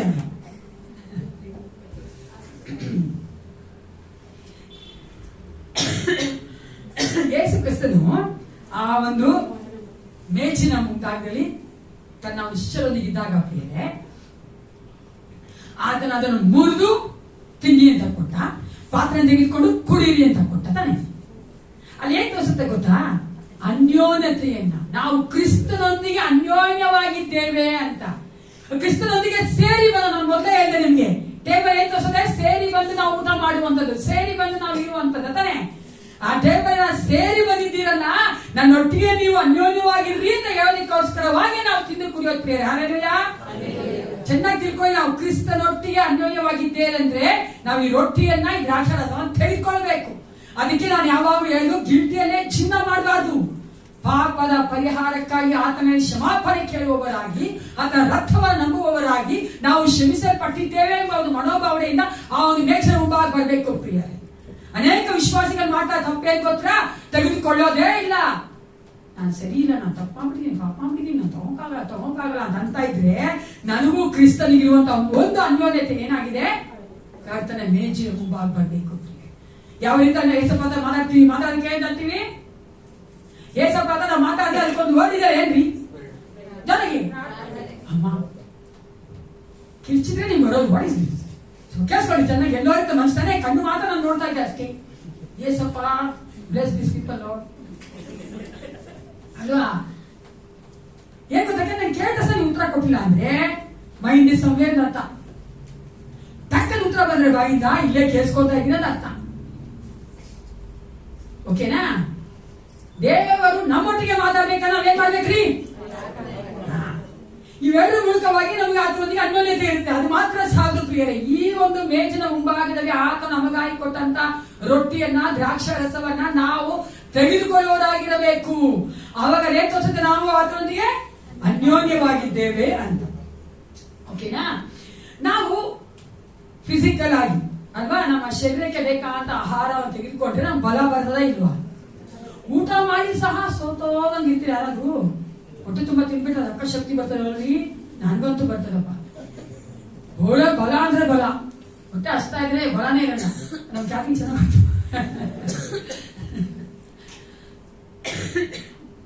ಆದ್ರೆ ಆತ್ಮಿಕವಾಗಿ ನಾವು ಬಲ ಬೇಕಂದ್ರೆ ನಮ್ಗೆ ಯಾರು ಬೇಕಾಗಿದೆ? ಯೇಸು ಕ್ರಿಸ್ತನೇ ಬೇಕಾಗಿದೆ. ಯಾಕಂದ್ರೆ ಆತನೇ ದ್ರಾಕ್ಷಾ ಬಲಿಯಾಗಿದ್ದಾನೆ, ನಾವು ಆತನ ಕೊಂಬೆಗಳಾಗಿದ್ದೇವೆ. ನಮ್ಮ ಆತ್ಮಿಕ ಜೀವಿತ ಆತನಲ್ಲಿಯೇ. ಆಮೇಲೆ ನಾವು ಶರೀರವಾಗಿ ತಿಂದು ನಾವು ಬಲ ಹೊಂದ್ಕೊಂಡಿದ್ದೇವೆ. ನಾವು ಆತ್ಮಿಕವಾಗಿ ಸಹ ಬಲ ಹೊಂದ್ಕೋಬೇಕಂದ್ರೆ ಯೇಸು ಕ್ರಿಸ್ತನಲ್ಲಿ ಇರಬೇಕು. ನಾವು ಬಲವಾಗಿದ್ದೇವೆ ಅಂತ ಅನ್ನುವುದಾದ್ರೆ ಈ ವಚನ ಓದಿ ನೋಡಿ. ಕೀರ್ತನೆಗಳು 34:8 ಏನಂತದೆ? ಇಂಗ್ಲಿಷ್ ಚೆನ್ನಾಗಿದೆ. Psalm 34:8. ಈ ಇಂಗ್ಲಿಷ್ ನಾವು ಓದೋಣ. 34:8 Psalm 34:8. ಕಾರಣ ಯೆಹೋವನು ಸರ್ವೋತ್ತಮನೆಂದು ಅನುಭವವೇ ತಿಳಿದುಕೊಳ್ಳಿರುತ್ತದೆ. ಸಾಕು. Taste and C the lord is good. Taste ಹೆಂಗ್ ಮಾಡೋದವನ್ನ ಅಲ್ವಾ? ಏಸಪ್ಪ ಏನ್ ಜಾಮೂನ, ಏಸಪ್ಪ ಏನ್ ಬಿರಿಯಾನಿನ ಹೆಂಗ್ ಟೇಸ್ಟ್ ಮಾಡೋದು? ಫಿಸಿಕಲ್ ಆಗಿ ಅಲ್ಲಿ ಹೇಳ್ತಿಲ್ಲ ಪ್ರಿಯರೇ, ನಮ್ಮ ಅನುಭವಗಳಿಂದ ಅದನ್ನ ರುಚಿ ನೋಡ್ಬೇಕು. ಹಲ್ಲೆಲೂಯಾ. ಆ ಅನುಭವ ಬರ್ಬೇಕಂದ್ರೆ ನಾವು ಹೆಚ್ಚಾಗಿ ಅದನ್ನ ಅನ್ಯೋನ್ಯತೆಯಲ್ಲಿ ಇರ್ಬೇಕು. ಎಷ್ಟು ಅನ್ಯೋನ್ಯತೆ ನಾವು ಹೆಚ್ಚಾಗಿ ಇರ್ತೇವೋ ಅಷ್ಟು ಹೆಚ್ಚಾಗಿ ನಾವು ನನ್ನ ಏಸಪ್ಪ ಒಳ್ಳೆಯವರು ಅಂತ ಹೇಳ್ತೀವಿ. ನಾವು ಹೆಚ್ಚಾಗಿ ಒಂದು ಅನ್ಯೋನ್ಯತೆ ಇರೋದಿಲ್ವೋ ಅಷ್ಟು ಹೆಚ್ಚಾಗಿ ಏನಾದ್ರು ಕಷ್ಟ ಬಂದ್ರೆ ಏಸಪ್ಪನ ಅಂತ ಕೇಳ್ಬಿಡ್ತೀವಿ ಅಲ್ವಾ? ಯಾರದು ಯಾವ ಅಂತಾರಲ್ಲ, ತಮಿಳಲ್ಲಿ ಕೆಲವೊಂದು ವರ್ಡ್ ತುಂಬಾ ಇಷ್ಟ. ಸಾರಿ, ತುಂಬಾ ಚೆನ್ನಾಗಿ ಹೇಳ್ತಾರೆ ಅವರಲ್ಲ. ಹಂಗೆ ಯಾಕೆ ಹೇಳಿ? ಅನ್ಯೋನ್ಯತೆಯಲ್ಲಿ ಇರಬೇಕು. ಕ್ರಿಸ್ತನ ಅನ್ಯೋನ್ಯತೆಯಲ್ಲಿ ತೋರಿಸುವಂತದ್ದು ನಾವೇನ್ ನೋಡ್ತೇವೆ? ಮೂರನೇದಾಗಿ ನಮಗೆ ಕ್ರೈಸ್ತ ಒಂದು ಅನ್ಯೋನ್ಯತೆ ಸಿಗುವಂತದ್ದು ಈ ಒಂದು ಸ್ಥಳದಲ್ಲಿ. ಮೊದಲನೇದಾಗಿ ನಾನು ವರ್ಟಿಕಲ್ ಆಗಿ ಹೇಳಿದೆ, ನನಗೂ ಏಸಪ್ಪನಿರುವಂತ ಅನ್ಯೋನ್ಯತೆ, ನನಗೂ ಪರರಿಗಿರುವಂತ ಅನ್ವಯತೆಯು ಸಹ ಈ ಒಂದು ಮೇಜಿನ ಮುಂಭಾಗ ಬರಬೇಕಾದ್ರೆ ನಾವು ನೋಡುವವರಾಗಿದ್ದೇವೆ. 1 ಕೊರಿಂಥ 17 ಓದಿ ಅನ್ನೋದು. 1 Corinthians chapter 10 verse 17. ರೊಟ್ಟಿಯು ಒಂದೇ ಆಗಿರೋದ್ರಿಂದ ಅನೇಕರಾಗಿರುವ ನಾವು ಒಂದೇ ದೇಹದಂತಿದ್ದೇವೆ. ಯಾಕಂದರೆ ನಾವೆಲ್ಲರೂ ಆ ಒಂದೇ ರೊಟ್ಟಿಯಲ್ಲಿ ಪಾಲು ತಕ್ಕೊಂಡು ತಿನ್ನುತ್ತೇವೆ. ಸಭೆ ಅಂತ ಹೇಳುವಂಥದ್ದು ಸಹ ಯೇಸು ಕ್ರಿಸ್ತನ ಶರೀರವಾಗಿದೆ. ಯಾರಿಗ ಗೊತ್ತಿರಲಿಲ್ಲ? ಅಲ್ವಾ? Church is a body of Christ. ನಮ್ಗೆ ಗೊತ್ತಲ್ವಾ? ಯಾವ ರೀತಿಯಾಗಿ ಈ ಒಂದು ಶರೀರವನ್ನು ನಾವು ತೆಗೆದುಕೊಳ್ಳೋದಕ್ಕೋಸ್ಕರ ಆತನ ಒಂದು ಮೇಜಿನ ಮುಂಭಾಗ ಬರ್ತೇವೋ, ಆತನ ಮೇಜಿನಲ್ಲಿ ನಾವು ಪಾಲ್ಗೊಳ್ತೇವೋ, ಅದೇ ರೀತಿಯಾಗಿ ಈ ಸಭೆಯು ಸಹ ಆತನ ಒಂದು ಶರೀರವಾಗಿದೆ. ಅದಕ್ಕೆ ಅಲ್ಲಿ ಹೇಳ್ತಾರೆ, ನೋಡಿ ಎಷ್ಟು ಚೆನ್ನಾಗಿದೆ ವಚನ. ರೊಟ್ಟಿಯು ಒಂದೇ ಆಗಿರುವುದರಿಂದ ಅನೇಕರಾಗಿರುವ ನಾವು ಒಂದೇ ದೇಹದಂತಿದ್ದೇವೆ. ಯಾವ ದೇಹದಂತೆ? ಯೇಸು ಕ್ರಿಸ್ತನ ದೇಹದಂತಿದ್ದೇವೆ. ಯಾಕೆಂದ್ರೆ ನಾವೆಲ್ಲರೂ ಒಂದೇ ರೊಟ್ಟಿಯಲ್ಲಿ ಪಾಲು ತೆಗೆದುಕೊಂಡು ತಿನ್ನುತ್ತೇವೆ. ಕ್ರಿಸ್ತನ ವಿಶ್ವಾಸಿಗಳಾದ ನಾವು ಒಂದೇ ರೊಟ್ಟಿಯಲ್ಲಿ ಪಾಲು ತೆಗೆದುಕೊಳ್ತೇವೆ ಅಂದ್ರೆ ನಾವೆಲ್ಲರೂ ಒಂದೇ ಆಗಿರುತ್ತೇವೆ. There is a common thing in each and every believer. ನಮ್ಮಲ್ಲಿರುವಂತ ಎಲ್ಲರಲ್ಲಿ ಒಂದೇ ಒಂದು ಕಾಮನ್ ಆಗಿದೆ. ಯಾವ್ದ್ರಿ? ಒಂದು ಕಾಮನ್ ಆಗಿದೆ. ನಮ್ಮಲ್ಲಿ ವ್ಯತ್ಯಾಸ ಬರಕ್ಕೆ ಸಾಧ್ಯನೇ ಇಲ್ಲ. ಶಾರೀರಿಕವಾಗಿ ಮಾತಾಡ, ಆತ್ಮಿಕವಾಗಿ ಮಾಡ್ತೀನಿ, ಎಲ್ಲರಲ್ಲೂ ಒಂದೇ ಇದೆ. ಅದಕ್ಕೆ ನಾವೆಲ್ಲರೂ ಒಂದೇ ಆಗಿರ್ತೀವಿ. ಏನು ಜೋರಾಗಿ? ಪರಿಶುದ್ಧಾತ್ಮ ದೇವರು ನಮ್ಮಲ್ಲಿ ಎಲ್ಲರಲ್ಲೂ ಇದ್ದಾರೆ. ಹಲ್ಲೆಲೂಯಾ. ಅದಕ್ಕೋಸ್ಕರ ನಾವು ಒಂದೇ ಅಂತ ಹೇಳುವಂತದ್ದು. ಅದಕ್ಕೆ ನಾವು ಬೇರೆಯವ್ರು ನೋಡಿದ್ರೆ ಯಾಕೆ ನಮಗೂ ಅವ್ರಿಗೂ ಸೆಟ್ ಆಗಲ್ಲ. ಅನೇಕ ಸಾರಿ ಯಾಕೆ ನಮ್ಮಲ್ಲಿರುವಂತ ಪರಿಶುದ್ಧಾತ್ಮ ಅವರಲ್ಲಿರುವಂತ ಬೇರೆ ಆತ್ಮ ಎರಡು ಒಂದಾಗೋದಿಲ್ಲ ಪ್ರಿಯ.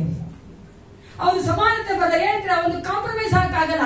ಒಂದೇ ಮೈಂಡ್ ಇರಲ್ಲ. ನೋಡಿ, ವಿಶ್ವಾಸಿಗೆ ಅಷ್ಟೇ ನಾವು ಜಗಳ ಮಾಡ್ಕೊಳ್ಳಿ, ವಿಶ್ವಾಸಿಗೆ ಅಷ್ಟೇ ಭಿನ್ನತ್ವ ಇರಲಿ, ಡಿಫರೆನ್ಸ್ ಆಫ್ ಒಪಿನಿಯನ್ ಇರಲಿ, ಅಟ್ ಎಂಡ್ ಇವೆಂಚುಲಿ ನೀವು ನೋಡುವುದಾದ್ರೆ ನಾವು ಒಂದಾಗ್ತೀವಿ. ಯಾಕೆ ಗೊತ್ತಾ? ಪರಿಶುದ್ಧಾತ್ಮ ನಮ್ಮನ್ನು ಹುಟ್ಟು ಆತನ ನಮ್ಮನ್ನ ಸರಿ ಮಾಡ್ತಾನೇ ಇರ್ತಾನೆ. ಅದೇ ನಮ್ಮಲ್ಲಿ ಕಾಮನ್ ಆಗಿರುವಂತದ್ದು. ಆಗ ನಮ್ಮಲ್ಲಿ ಅನ್ವಯತೆ ಬರ್ಬೇಕಾ ಬೇಡವಾ? ಒಬ್ಬರೊಬ್ರು ನೋಡೋ ಸಂತೋಷ ಆಗ್ಬೇಕಾ ಬೇಡವಾ? ಒಬ್ಬರೊಬ್ರು ನೋಡಿ ಸಂತೋಷ ಆಗ್ಬೇಕೆ ಹೊರತು ಬೇರೆ ಯಾವುದು ಬರಬಾರ್ದು. ಶರೀರದ ಭಾವಗಳು ಬರಬಾರ್ದು. ಅಥವಾ ಗೊತ್ತಲ್ಲ, ಫ್ರೂಟ್ ಆಫ್ ದ ಸ್ವೀಟ್ ಅಂತೀವಲ್ಲ, ಅದೇ ಫ್ರೂಟ್ ಆಫ್ ದ ಫ್ಲೆಶ್ ಬರಬಾರ್ದು. ಸಂತೋಷ ಆಗ್ಬೇಕು ಪ್ರಿಯ. ಒಂಥರ ಅವ್ರ ಹತ್ರ ಮಾತಾಡ್ಬೇಕು, ಅವರ ಸಂತೈಸ್ಬೇಕು, ಅವ್ರ ಹತ್ರ ಮಾತಾಡಿ ಅವರೊಂದಿಗೆ ಇರ್ಬೇಕಂಬ ಒಂದು ಮನೋಭಾವ ನಮ್ಗೆ ಬರ್ಬೇಕು. ಅದು ಬಿಟ್ಟು ಅವ್ರು ನೋಡಿದ್ರೆ ಮಾತಾಡಬಾರ್ದು ಬೇರೆ ಬೇರೆ ಆಗಿ. ವಿಶ್ವಾಸಿ ಬಗ್ಗೆ ವಿಶ್ವಾಸಿ ಮಾತಾಡಿದ್ರೆ ನನಗೆ ಬರೋ ಕೆಟ್ಟ ಕೋಪ ಬೇಡ, ಬೇರೆ ಕೋಪ, ಸರಿನಾ? ಯಾಕೆಂದ್ರೆ ಅವಿಶ್ವಾಸಿ ಮಾತಾಡ್ತಾರೆ. ವಿಶ್ವಾಸಿ ಬಗ್ಗೆ ಭಯಂಕರ ಮಾಡ್ತಾರೆ. ಹಲ್ಲೆಲೂಯಾ ಅಂತಾರೆ ಅವರು. ನೋಡಿ ಹೆಂಗಿದ್ದಾರೆ ಅವರು, ಬೊಟ್ಟೆ ಇಕ್ಕಲ್ಲ ಅಂತಾರೆ ಅವರು. ಅವ್ರು ನಮ್ಮ ಹತ್ರ ಬರಕ್ಕಾಗಲ್ಲ ಅಂತ ಅವ್ರು ನಮ್ಮ ಬಗ್ಗೆ ಮಾತಾಡ್ಬೋದ್ರಿ. ನಾನು ವಿಶ್ವಾಸಿ ಬಗ್ಗೆ ನಾನು ಸೇವಕಿಯಾಗಿ ಬೇರೆ ಸೇವಕ ಬಗ್ಗೆ ಮಾತಾಡಬಾರ್ದು. ಇಲ್ಲದ ಸಲ್ಲದನ್ನ ಮಾತಾಡಬಾರ್ದು ಪ್ರಿಯ. ನಾನು ಯಾವಾಗ ಅದೇ ಹೇಳು, ಇಫ್ ಯಾವ ಗಟ್ಸ್ ಎನಫ್ ಗಟ್ಸ್, ಆ ಧೈರ್ಯ ನಿಮ್ಗೆ ಇದ್ರೆ ಹೋಗಿ ಅವ್ರು ಸರಿ ಮಾಡಿ. ಅದು ಮಾಡಕ್ಕೆ ನಮ್ಗೆ ಧೈರ್ಯ ಇಲ್ಲ. ಕವರ್ಡ್ಸ್ ಆಗಿರ್ಬಾರ್ದು. ವಿಶ್ವಾಸಿ ಆದವರು ನಮ್ಗೆ ಅನ್ಯೋನ್ಯತೆ ಇರಬೇಕು. ಏಸಪ್ಪ ಅಂತ ಇರುವಂತ ಅನ್ಯೋನ್ಯತೆನೇ ನಾವು ಪರರಲ್ಲಿಯೂ ಸಹ ಇರಬೇಕು. ಯಾಕೆ ಅನ್ಯೋನ್ಯತೆ ಬರುತ್ತೆ? ನಮ್ಮೆಲ್ಲರಲ್ಲೂ ಪರಿಶುದ್ಧಾತ್ಮ ಇದ್ದಾರೆ. ಹಲ್ಲೆಲೂಯಾ. ಆ ಪರಿಶುದ್ಧಾತ್ಮ ಒಬ್ಬರೊಬ್ಬರ ಹತ್ರ ಮಾತಾಡಂಗೆ, ಒಬ್ಬೊಬ್ಬರನ್ನ ಪ್ರೀತಿ ಮಾಡಂಗೆ, ಒಬ್ಬೊಬ್ಬರನ್ನ ಸಂತೈಸಂಗೆ, ಒಬ್ಬೊಬ್ಬರೊತ್ತಿಗೆ ನಾವು ಇರಂಗೆ ಅಂತ ದೇವರಾತ್ಮ ಮಾಡ್ತಾರೆ. ಕೊನೆಯದ ನಾನು ಹೇಳಿದೆ, ಈ ಒಂದು ಕರ್ತನ ಮೇಜಿನ ಮುಂಭಾಗ ಮುಂಚಿತವಾಗಿ ಒಂದು ಅರ್ಥ ಮಾಡ್ತೀವಿ ನಾವು. ಫಸ್ಟ್ ಏನ್ ಅರ್ಥ ಮಾಡ್ಕೊಂಡು, ಫಸ್ಟ್ ಯೇಸು ಕ್ರಿಸ್ತನನ್ನ ನೆನೆಸಿಕೊಳ್ಬೇಕು. ಎರಡನೇದಾಗಿ ನಮಗೆ ಕೊಟ್ಟಂತ ಕ್ಷಮಾಪಣೆ ಮತ್ತೆ ಕೃಪೆಗಾಗಿ ದೇವರನ್ನ ಸ್ತೋತ್ರ ಮಾಡಬೇಕು. ಮೂರನೇದಾಗಿ ಏನಂತ ಹೇಳಿದ್ರೆ ಕ್ರೈಸ್ತ ಒಂದು ಅನ್ಯೋನ್ಯತೆ ನಮಗೆ ಬರುವಂತ, ನಮ್ಮಲ್ಲಿ ತಿಳಿದುಕೊಳ್ಳುವಂತ ಒಂದು ಕಾರ್ಯ. ನಾಲ್ಕನೇದಾಗಿ ಮತ್ತೆ ಕೊನೆಯದಾಗಿ ಈ ಒಂದು ಕರ್ತನ ಮೇಜಿನಲ್ಲಿ ನಾವು ಪಾಲ್ಗೊಳ್ಬೇಕಾದ್ರೆ ನಾವು ಯಾವ್ದನ್ನ ಯೋಚನೆ ಮಾಡ್ತೀವಿ ಗೊತ್ತಾಗ್ತೇವೆ? ಯಾವ್ದನ್ನ ಮಾಡ್ತೀವಿ? ಕೊನೆಯದಾಗಿ ಹೇಳಿ ಆಂಟಿ, ಯಾವಾಗಲೂ ಹೇಳ್ತಾ ಇರ್ತೀರ ಆತನ ಬರೋಣವನ್ನು. Second coming. We anticipate the Christ return. ನಾವು ಕ್ರಿಸ್ತನ ಬರೋಣವನ್ನ ಎದುರು ನೋಡುತ್ತೇವೆ ಪ್ರಿಯ. ಇಲ್ಲಿ ಯೇಸು ಕ್ರಿಸ್ತನ ಶಿಷ್ಯರೊಂದಿಗೆ ಇದ್ದಾಗ ಆತನು ಸಹ ಬರಬೇಕಾದಂತ ಒಂದು ದೇವರ ರಾಜ್ಯದ ಕುರಿತಾಗಿ ಮಾತನಾಡಿದ್ದಾನೆ. ಲೂಕ 27:18 ಓದೋಣ. ಲೂಕ್ ಚಾಪ್ಟರ್ 22 ವರ್ಸ್ 18 ಅದೇನಾಗ್ತದೆ? ಯೇಸು ಕ್ರಿಸ್ತ ತನ್ನ ಶಿಷ್ಯರೊಂದಿಗೆ ಇದ್ದಾಗ ಬರಬೇಕಾಗಿರುವಂತ ದೇವರ ರಾಜ್ಯದ ಕುರಿತಾಗಿ ಮಾತನಾಡಿದ್ದಾನೆ. ಇಂದಿನಿಂದ ದೇವರ ರಾಜ್ಯವು ಬರುವ ತನಕ ನಾನು ದ್ರಾಕ್ಷಾರಸವನ್ನು ಕುಡಿಯುವುದೇ ಇಲ್ಲವೆಂದು ನಿಮಗೆ ಹೇಳುತ್ತೇನೆ ಅಂದನು. ದೇವರ ರಾಜ್ಯವೂ ಬರುವ ತನಕ ಅಂದ್ರೆ ದೇವರ ರಾಜ್ಯ ಬರಬೇಕು ಅಲ್ವಾ? ದೇವರ ರಾಜ್ಯವನ್ನ ಬರುವುದರ ಕುರಿತಾಗಿ ಯೇಸು ಕ್ರಿಸ್ತ ತನ್ನ ಶಿಷ್ಯರೊಂದಿಗೆ ಮಾತನಾಡಿದ್ರು, ಪ್ರೊಕ್ಲೇಮ್ ಮಾಡಿದ್ರು.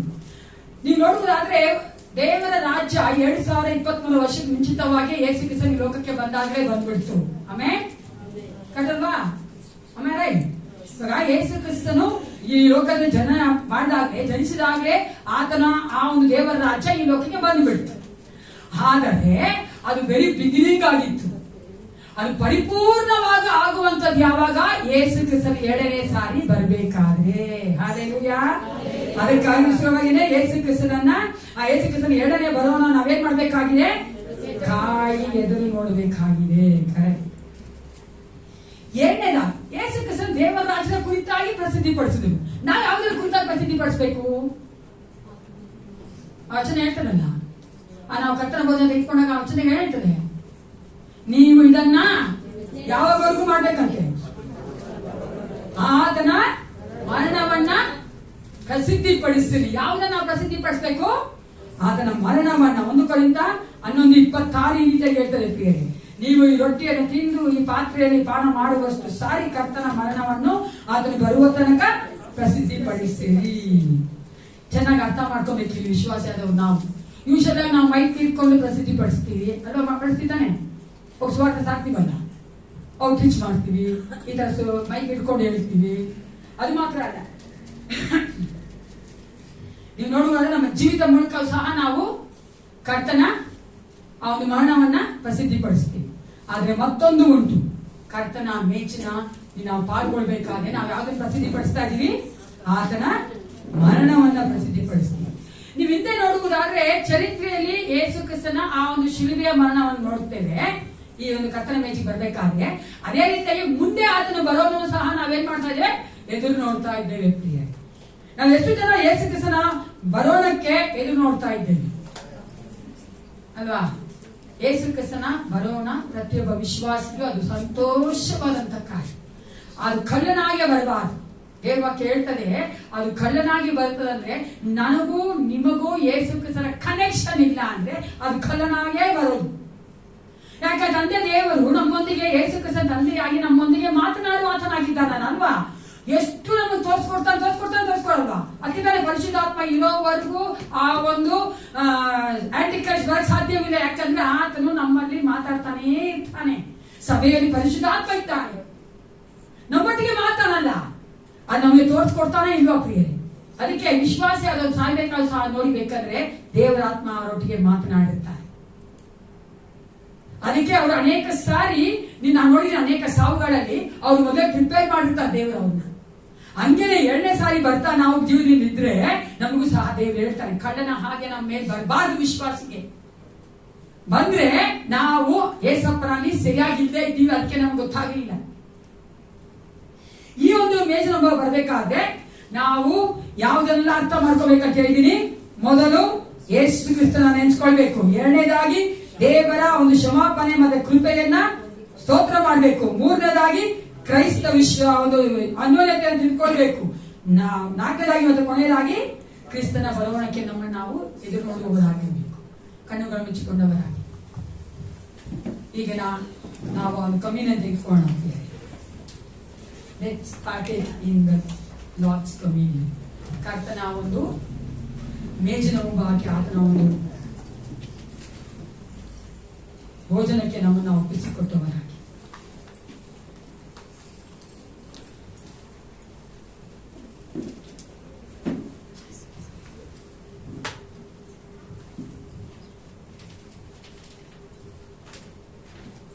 ನಮ್ಮನ್ನು ನಾವು ಪರೀಕ್ಷೆ ಮಾಡ್ಕೊಳ್ಳೋಣ.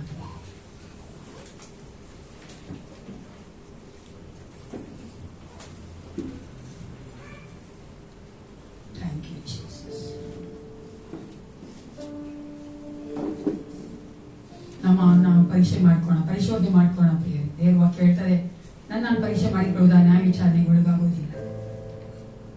you, Jesus.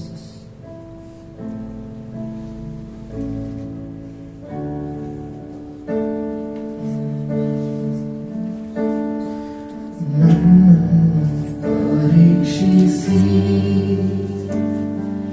ಸಂಪೂರ್ಣ ರೀತಿಯಲ್ಲಿ ನನ್ನ ಆಲೋಚನೆಯೆಲ್ಲ ಬಲ್ಲವನಾಗಿರುತ್ತಿ ನನ್ನನ್ನು ಪರೀಕ್ಷಿಸಿ ಸಂಪೂರ್ಣ ರೀತಿಯಲ್ಲಿ ನನ್ನ ಆಲೋಚನೆಯೆಲ್ಲ ಬಲ್ಲವನಾಗಿರುತ್ತಿ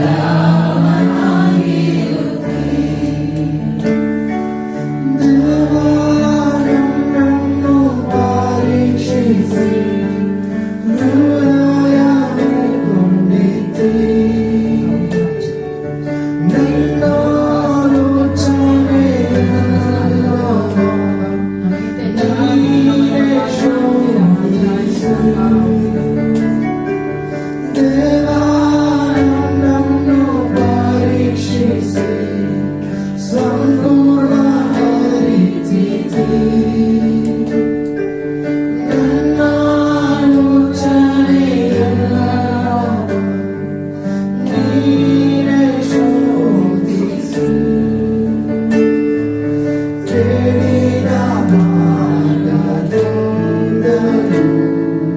ನನ್ನನ್ನು ತಪ್ಪಿಸಿ ಸನಾತನ ಮಾರ್ಗದಲ್ಲಿ ನನ್ನನ್ನು ನಡೆಸು ನನ್ನನ್ನು ಪರೀಕ್ಷಿಸಿ ಸಂಪೂರ್ಣ ರೀತಿಯಲ್ಲಿ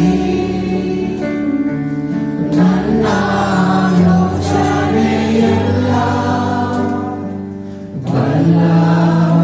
ಬಲ್ಲವನಾಗಿರುತ್ತಿ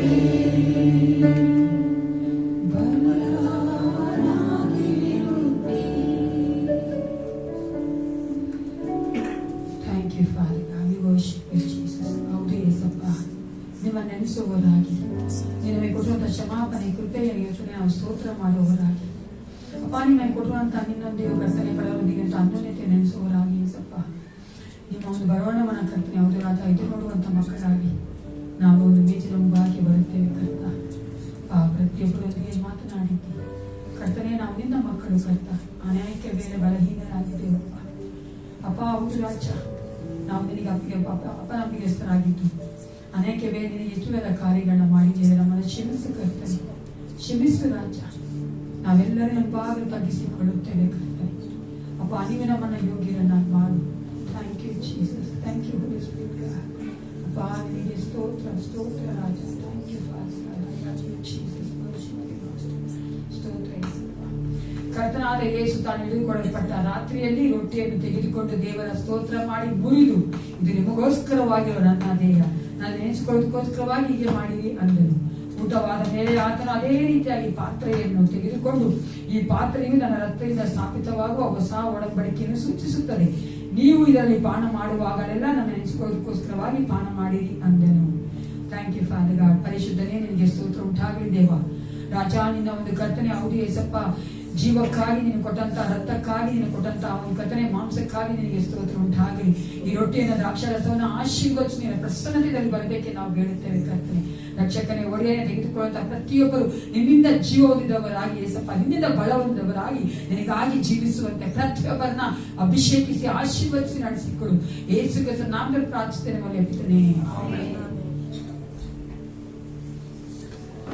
ಮೊದಲು ಬಡಿಗಳೆಯವರು ಬನ್ನಿ, ನಂತರ ಎಡಗಳೆಯವರು ಬನ್ನಿ.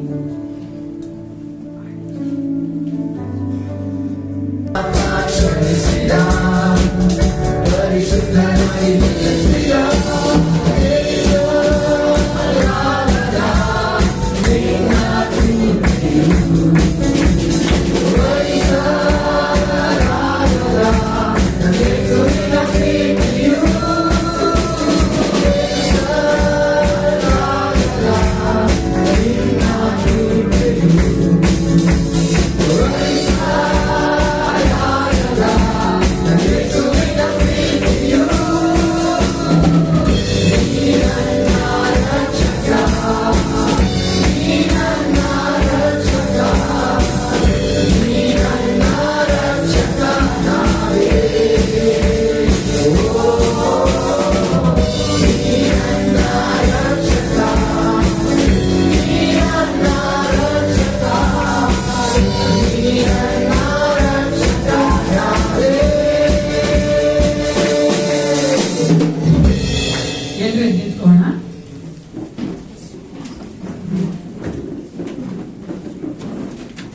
ಪ್ರಾರ್ಥನೆ ಮಾಡ್ಕೊಳ್ಳಿ.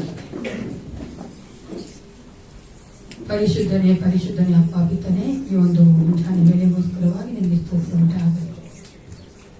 ದೇವ, ನಮ್ಮನ್ನು ಎಷ್ಟು ಹೆಚ್ಚಾಗಿ ಪ್ರೀತಿ ಮಾಡಿ ನಮಗಾಗಿ ಜೀವ ಕೊಟ್ಟು ನಿನ್ನ ಒಂದು ಮೇಜಿನ ಮುಖಕ್ಕೆ ಬರುವಂತೆ ಕಾರ್ಯ ಮಾಡಿದ್ದಕ್ಕಾಗಿ ನಿಮಗೆ ಸ್ತೋತ್ರ ದೇವ.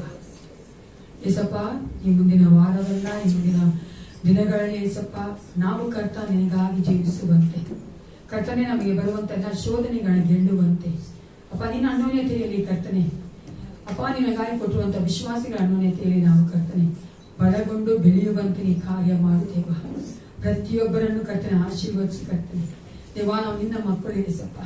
ಒಂದು ಗಳಿಗೆ ಆದರೂ ಒಂದು ಸಾರಿ ಆದರೂ ನಿನ್ನ ಕರ್ತನೆ ದೂಷಣೆ ತರುವಂತಹ ಜೀವಿತವನ್ನು ಮಾಡದಂತೆ ಪ್ರತಿಯೊಬ್ಬರನ್ನು ನೀನು ಕರ್ತನೆ ಆಶೀರ್ವದಿಸು. ಬೇಕಾದಂತ ಕೃಪೆ ಬಲವನ್ನು ಕೊಟ್ಟು ನಡೆಸು. ಯೇಸು ಕ್ರಿಸ್ತನ ನಾಮದಲ್ಲಿ ಪ್ರಾರ್ಥಿಸುತ್ತೇನೆ, ಒಳ್ಳೆಯತನೇ. ನನ್ನ ಮನವೇ